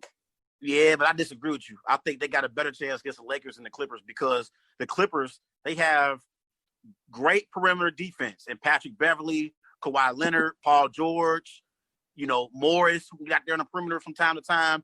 I don't think the Rockets will shoot particularly well against that Clippers perimeter defense. I think they'll struggle with those elite defenders in the Los Angeles Clippers. Paul George is an elite defender. Kawhi Leonard is an elite defender. Patrick Beverly is an elite defender. Morris, he's a nice defender as well. I think they'll struggle with that perimeter defense that the Clippers will throw their way. Compared to the Lakers playing that small ball, the Lakers are a team that like to play big. So I think the Rockets, they'll have a better chance against the Lakers because if they're going small, you force a Dwight Howard, you force a Anthony Davis to come out there on the perimeter to defend. They're capable of doing it, but taking them away from that rim and having to come out there and defend those 3-point shots could really help the Rockets, and it could really, expand a lot of energy from the Lakers' bigs that they might not want to expand. Because basically, if you gotta go out there on the perimeter and guard all those perimeter players, it can really cause you to lose some energy for the offensive end. I know offensively that the Rockets have no answer. I know defensively the Rockets have no answer for the Lakers' Anthony Davis whatsoever. They have no answer for Anthony Davis whatsoever. But I also think defensively they may struggle as well, talking about the Lakers, against the Rockets, because they got all those bigs going out there on the perimeter and guarding those perimeter players could be tough on them. So I think it's going to be easier for the Rockets to beat the Lakers than the Clippers. But that's just my opinion. You got yours. Let's move on. Let's talk some NFL. Let's talk about Tyreek Hill. And we've been putting this off for a couple of weeks. We're supposed to talk about this a few weeks ago on the show. We were thinking about NFL best receivers, and one of the receivers that we thought about was Kansas City Chiefs receiver Tyreek Hill, and Super Bowl champion, by the way. Got to remember to put that on these boys' resume when we introducing these guys now, Clarence. They want you to know that they won a Super Bowl. So the question here is Tyreek Hill a top 5 receiver in the NFL? Trey, I truly believe that Tyreek Hill, a.k.a. the Cheetah, is a top 5 receiver in the NFL. He is. There's 2 things. 1, he's fast. 2, he's a threat. And hold on, one more. He is the most important weapon on that Kansas City offense and to Patrick Mahomes. I agree. And here's another thing. You can line him up anywhere on the field without even having a quarterback to throw to him.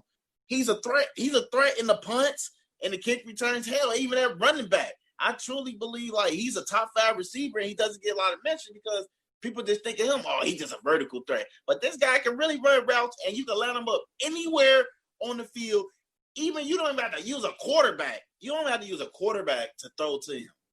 Like, that's impressive right there. He got 4 punt returns. He got, 5 in his career? So if you want him to return some balls, like he can do that for you. And here's another thing. He only played 12 games last year, and 58 catches, 860, and 7 touchdowns. He was on pace to get at least 90 catches, 1,300 yards, and 12 touchdowns. So we know we was about to get out of him. So I just think he's a top 5 player.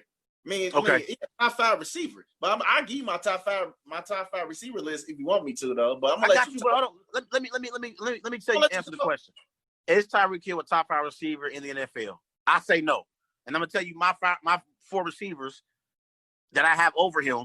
And then my 5 slot, I'm kind of going back and forth because I think Tyreek Hill might be on the verge, but I might have him at 6 or 7. I got 4 receivers I'm going to name you I think better than Tyreek Hill. DeAndre Hopkins. Okay. Julio Jones. Okay. Odell Beckham. No. Yes. Devontae Adams. No. Michael Thomas. I think those receivers are better than Tyreek Hill. And Michael Thomas is kind of on the fringe because I think Michael Thomas benefits from playing in that Saints system with Drew Brees and Sean Payton. But I think I might give him a slight nod over Tyreek Hill. Listen, Tyreek Hill is obviously one of the best receivers in the NFL, and he's a speedster. We know that he has the fastest speed in the NFL at the receiver position. Like, he is off the chain fast. Like, he's ridiculous fast. Like, his nickname Cheetah fits him perfectly because this brother is fast. Yeah. But I think if you have a cornerback out there that can get physical with Tyreek Hill, I don't think Tyreek Hill would be as effective. But I think now that we're in a time where these receivers are getting the benefit of the doubt from these refs, I think Tyreek Hill is one of those receivers that benefits at the time right now. Like, I remember when I used to watch your boy, and that's my boy too. I will admit I was a fan. When I used to watch Ocho Cinco go up against Darrelle Revis. When I used to watch Ocho go up against Darrelle Revis in those playoff games when the Jets were playing your Bengals, Clarence, Darrelle was shutting Chad down. He was, be honest. In those playoff games, Chad was shut down because of Darrelle Revis. I think because we're playing in a time and age where but I'm right. Darrelle Revis was shutting Chad down because we're playing at a day and age where the referees are quick to throw these flags for these pass interference. And if you even breathe on a receiver, it's a penalty. I think Tyreek Hill is one of those receivers because of his speed. He benefits from the way the NFL is being played today. I think these other receivers that I just named, Michael Thomas, DeAndre Hopkins, Julio Jones, Odell Beckham, Devontae Adams, I think those receivers in any era would be great receivers because I think they can deal with the physicality. I don't think Tyreek Hill really can deal with the physicality from a cornerback if he applies that pressure. If we're talking about earlier in previous years in the NFL. But I will give him his respect. He's a top 10 receiver in the league. I think he's the best receiver on that Kansas City Chiefs offense. But do I think he's top 5? I say borderline. I say no, but he's still right there on the fringe of top 5, like 6 or 7. I'm gonna give you my top 5 receivers before we move on, sir. Number 1, DeAndre Hopkins, aka Nuke. Number 2, Michael Thomas. Number 3, Julio. Number 4, the Cheetah. Number 5, Mike Evans. I don't think he's better than Mike. Well, I don't know. That one tough. Because listen.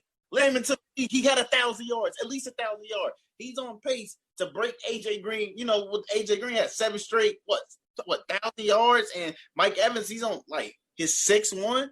I think that's impressive, man. Even though he didn't playoffs, I think that's still impressive, and he's gonna benefit a lot. I think he's gonna have a big year with Brady. I think he'll have a great year with Brady, and they go unlock some more talent out of him.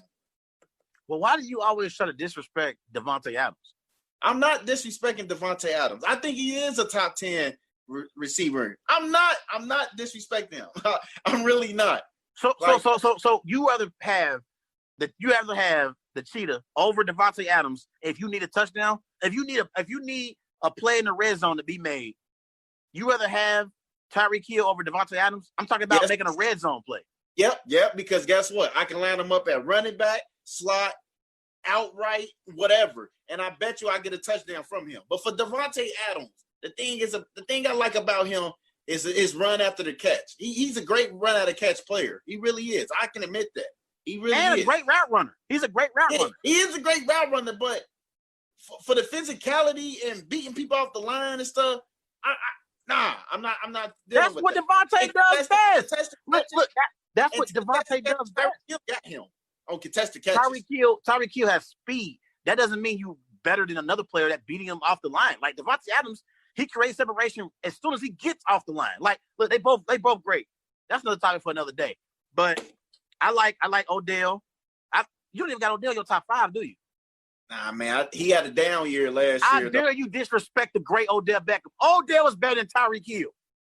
He's number 6, AJ number 7, Devontae's number 8, Stephon Diggs number 9, Amari Cooper.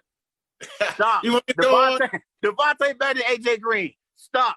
And not only that, Odell should be in your top 5. Odell is better than Tyreek Hill. If Odell had hold on. Yeah, he's better than Mike Evans too. If Odell had Patrick Mahomes, what would Odell do in that Kansas City Chiefs offense? I'll wait. He was doing the stuff with Alex Smith, though. I mean, he shows his talent right there. His talent speaks. He played with Alex Smith. Now he played with Patrick Mahomes. Like, what are you trying to say? He had the same talent. What I'm saying is everybody want to discount Odell last year, and I think Odell still had over 1,000 receiving yards last year, and that was in a terrible year for the Cleveland Browns. That was in a whole situation where it was just discombobulated all over the place, from the head coach to the quarterback, everybody. And guess what? Odell still had over 1,000 yards receiving quietly. So I think we got to understand that Odell's in a situation in Cleveland where his quarterback is developing. Compared to these other players like Julio, who got a Matty Ice, who has an MVP on his resume.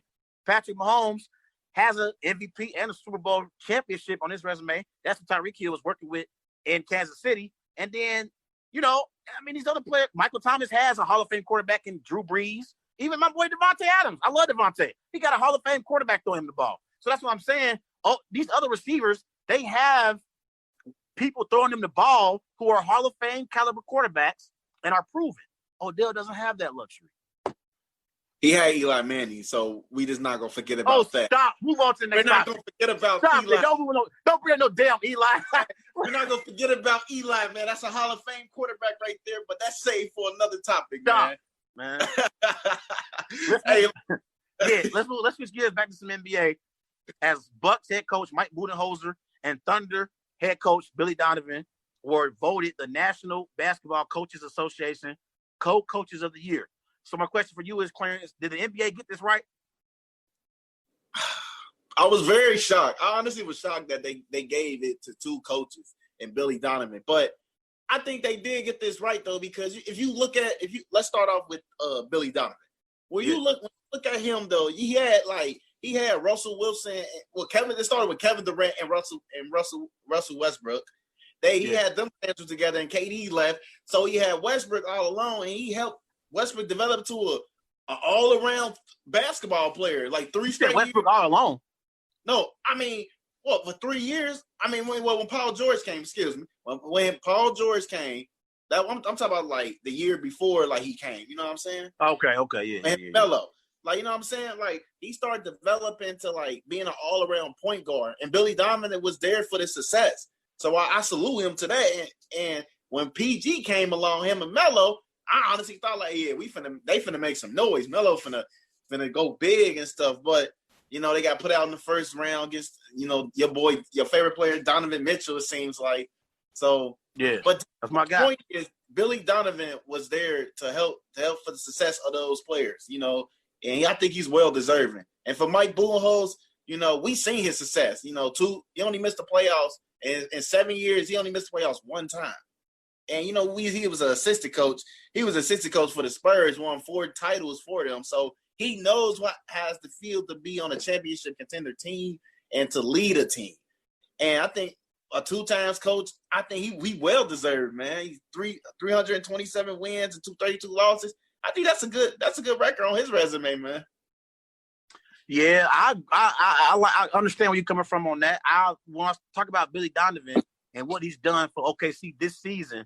He's done an outstanding job as head coach for OKC this year, because Clarence, coming into this season after losing Paul George and Russell Westbrook, I thought Oklahoma City was going to be in building season, and I thought they were going to have a major drop-off. I didn't even expect OKC to be a playoff team. And not only are they a playoff team, they are our top 5 seed in the Western Conference.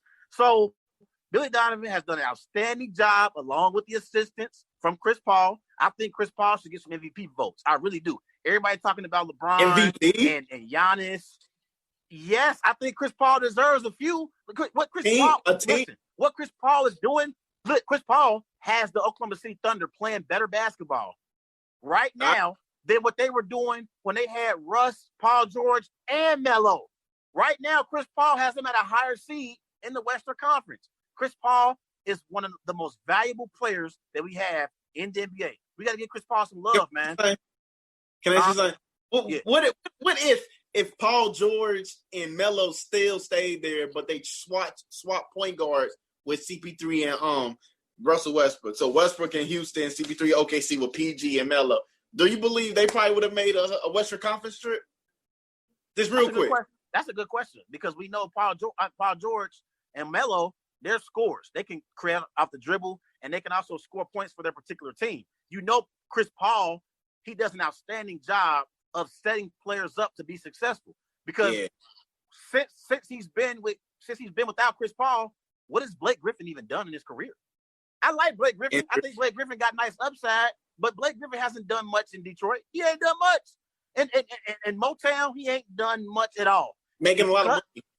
Making a lot of money, but when he was with the Clippers, Chris Paul was setting Blake Griffin and DeAndre Jordan up for the success that they had on the court. He set them up perfectly. That's why I like Chris Paul. So I want to give Billy Donovan some credit for the job that he's done as a head coach for Oklahoma City, but I got to give Chris Paul some love as well. When it comes to Mike Budenholzer, I told you how great of a coach Mike Budenholzer is, and this is part of the reason why I think if you take Giannis off the Bucks, I still think the Bucks are a playoff team.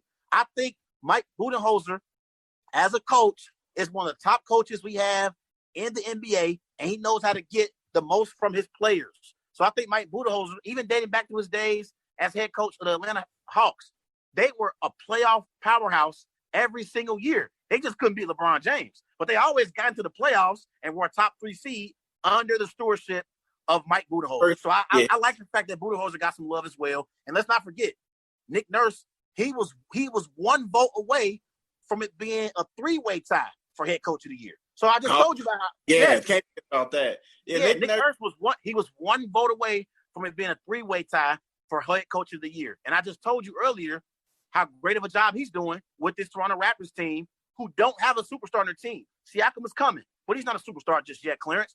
What they are doing with that team right now, they're really being led by Nick Nurse's leadership, and he's very quiet.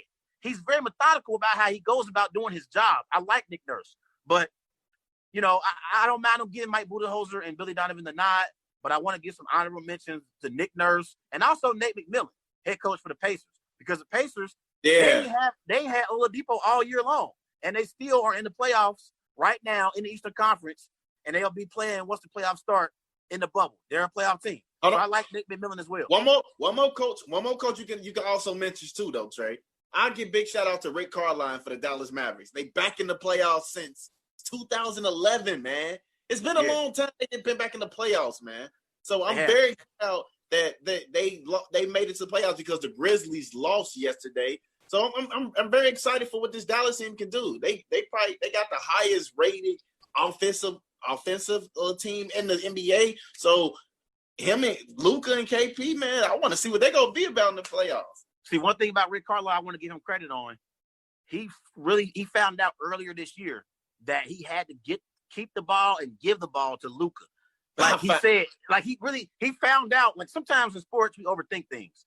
It's simple. Get the ball to Luka and let Luka make things happen. And that's why we see the Dallas Mavericks balling out the way they are.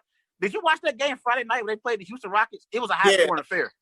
Bro, but it was wow. It was so entertaining.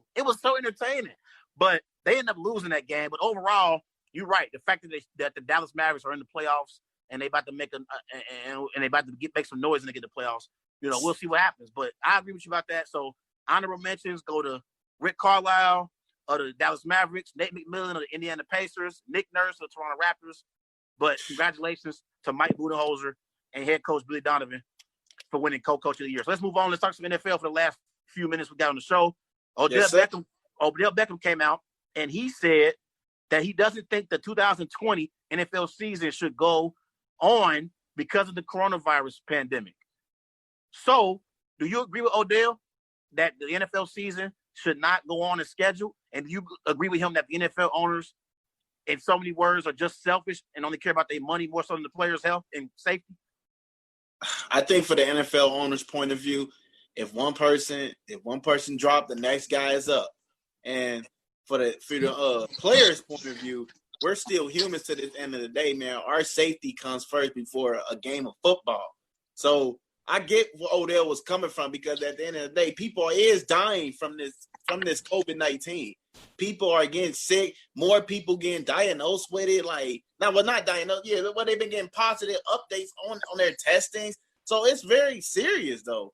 And you even hear about the breaking news about the Cardinals game? That game, they had some people had an outbreak of it.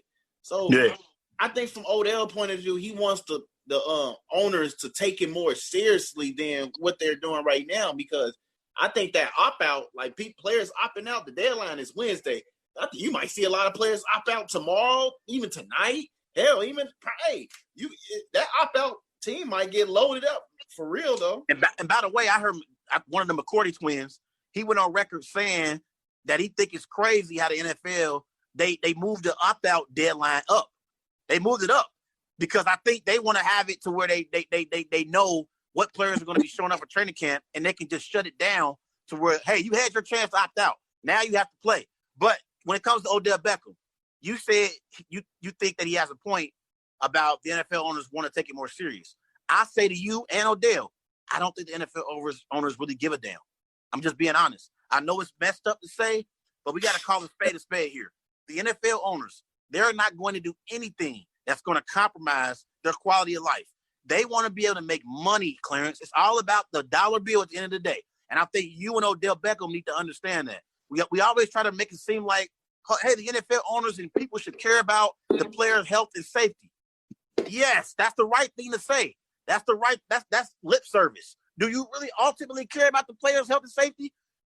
No, because if you did, you would cancel the season. We know the NFL owners are about their money and they're about their bottom line. And if their bottom line is being affected, they will do whatever is necessary to keep the game playing and keep their money flowing. And therefore, if it takes some players getting the coronavirus and expanding it to other players and their families in order for them to get their dollar bill, guess what they're going to choose? They're going to choose that dollar bill, and they're going to make the NFL season carry on. It's like you reload. It's like, for example, like you reloading the gun and you shoot it and you use up all the bullets and you just got to get a whole new clip. Like, for their situation, man, they it's just sad for Odell, man. They want them to hear them. They want to hear them. I just truly believe that. Yes, I agree with you. Everybody remember going to follow Wise Guys on Twitter at WiseGuys_H, also on Facebook, Wise Guys. And be sure to follow Wise Guys on Instagram at These Guys Know Sports. Hey, Clarence, I'll be back on with you on Wednesday, bro. 8 to 9 p.m. on the Worldwide Sports Network. Everybody have a great night. Peace. Peace. It's the Worldwide Sports Radio Network. At Speedway, we've always been here to get you what you need when you need it. We're committed to keeping our stores open, clean, and safe, so you can stay fueled and refreshed all summer long. We've got cold drinks for hot days and frozen drinks for even hotter ones, plus energy boosts, quick bites, and pick-me-ups. We're always on your way, and we're always here for you. So no matter what you need, when you stop by, we'll be ready. Now, any Speedy Freeze or fountain drink up to Mighty size is just 79 cents. Arby's new $1 floats, made with Coca-Cola or Bach's root beer, are the perfect summertime treat to enjoy in the pool. To enjoy outside the pool. Okay, so outside food isn't allowed here. Looks like Arby's will be floating our $1 floats elsewhere. Arby's, we have the meats. Available at participating locations for a limited time. Applies to small size only. You know a lot about golf. We're waiting. Trust me, it's worth the wait. Those Weekend Golf Guys, every Monday night at 5 here on RTF Sports Network. Join me, John Ashton, and my co-host, Jeff Smith, Golf Digest's #1 golf instructor in Indiana. You'll learn how to play better, you'll learn how to lower your scores, and you'll learn how to laugh for a full hour. Every Monday night at 5, Those Weekend Golf Guys, here on RTF Sports Network. Hey there, everybody. It's Scott here. And his buddy Mike. No, he's terrible. But we make up the duo that you guys might know as the Verbal Shenanigans Podcast. We're a weekly podcast that does radio-style interviews with some really interesting guests. For instance, we've had amazing sports stars like Trent Dilfer, Lenny Dykstra, Dave Andrechuk, and Butterbean, to name a few. Now, we've also done things outside of sports, such as Mark Summers, Matt Pinfield, John Walsh, even William Hung. Yes. So please catch us every week on the RTF Sports Network from 9 to 10 a.m. See you there. Bye. Are you at home trying to figure out how to get your kids ready for another year of school? Don't worry. Strikeout Beer's got you covered. We're educational. JETS, Jets. We won 2 world wars without stretching. Kids, if you have any questions, just refer to Urban Dictionary. Check out Strikeout Beer live Wednesdays at 7 p.m. on Facebook, YouTube, Spreaker, RTFSportsNetwork.com, and catch the replay anywhere you listen to your podcasts. That guy. You know who I'm going to subscribe to? I'm going to subscribe to that guy.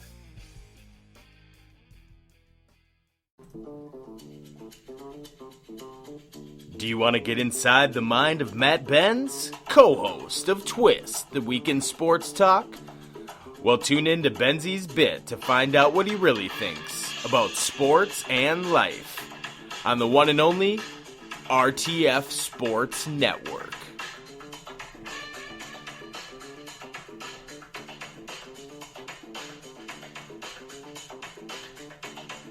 Hey there, everybody. It's Scott here.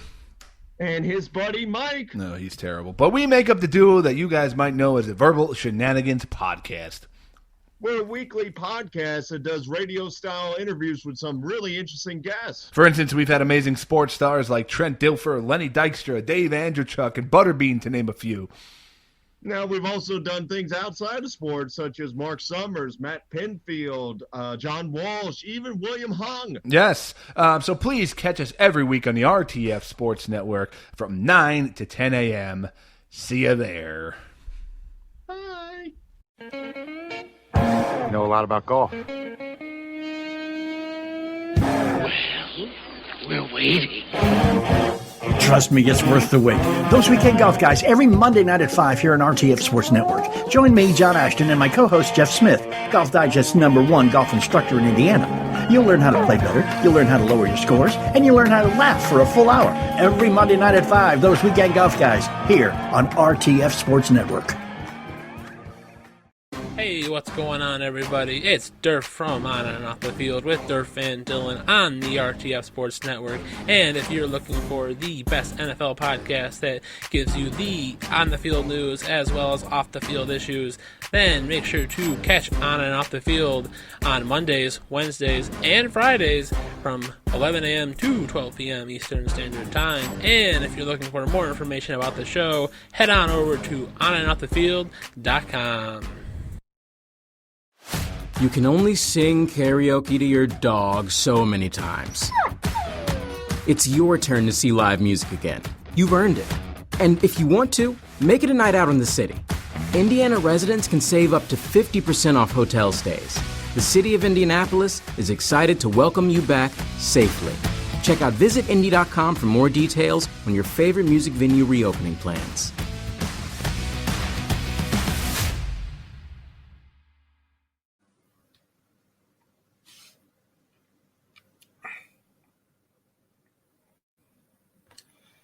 All right, folks. Nice. Here we go. Episode 12 of GBG. That's right. Episode 12. I know what you're thinking. All my thousands and thousands, if not millions of followers.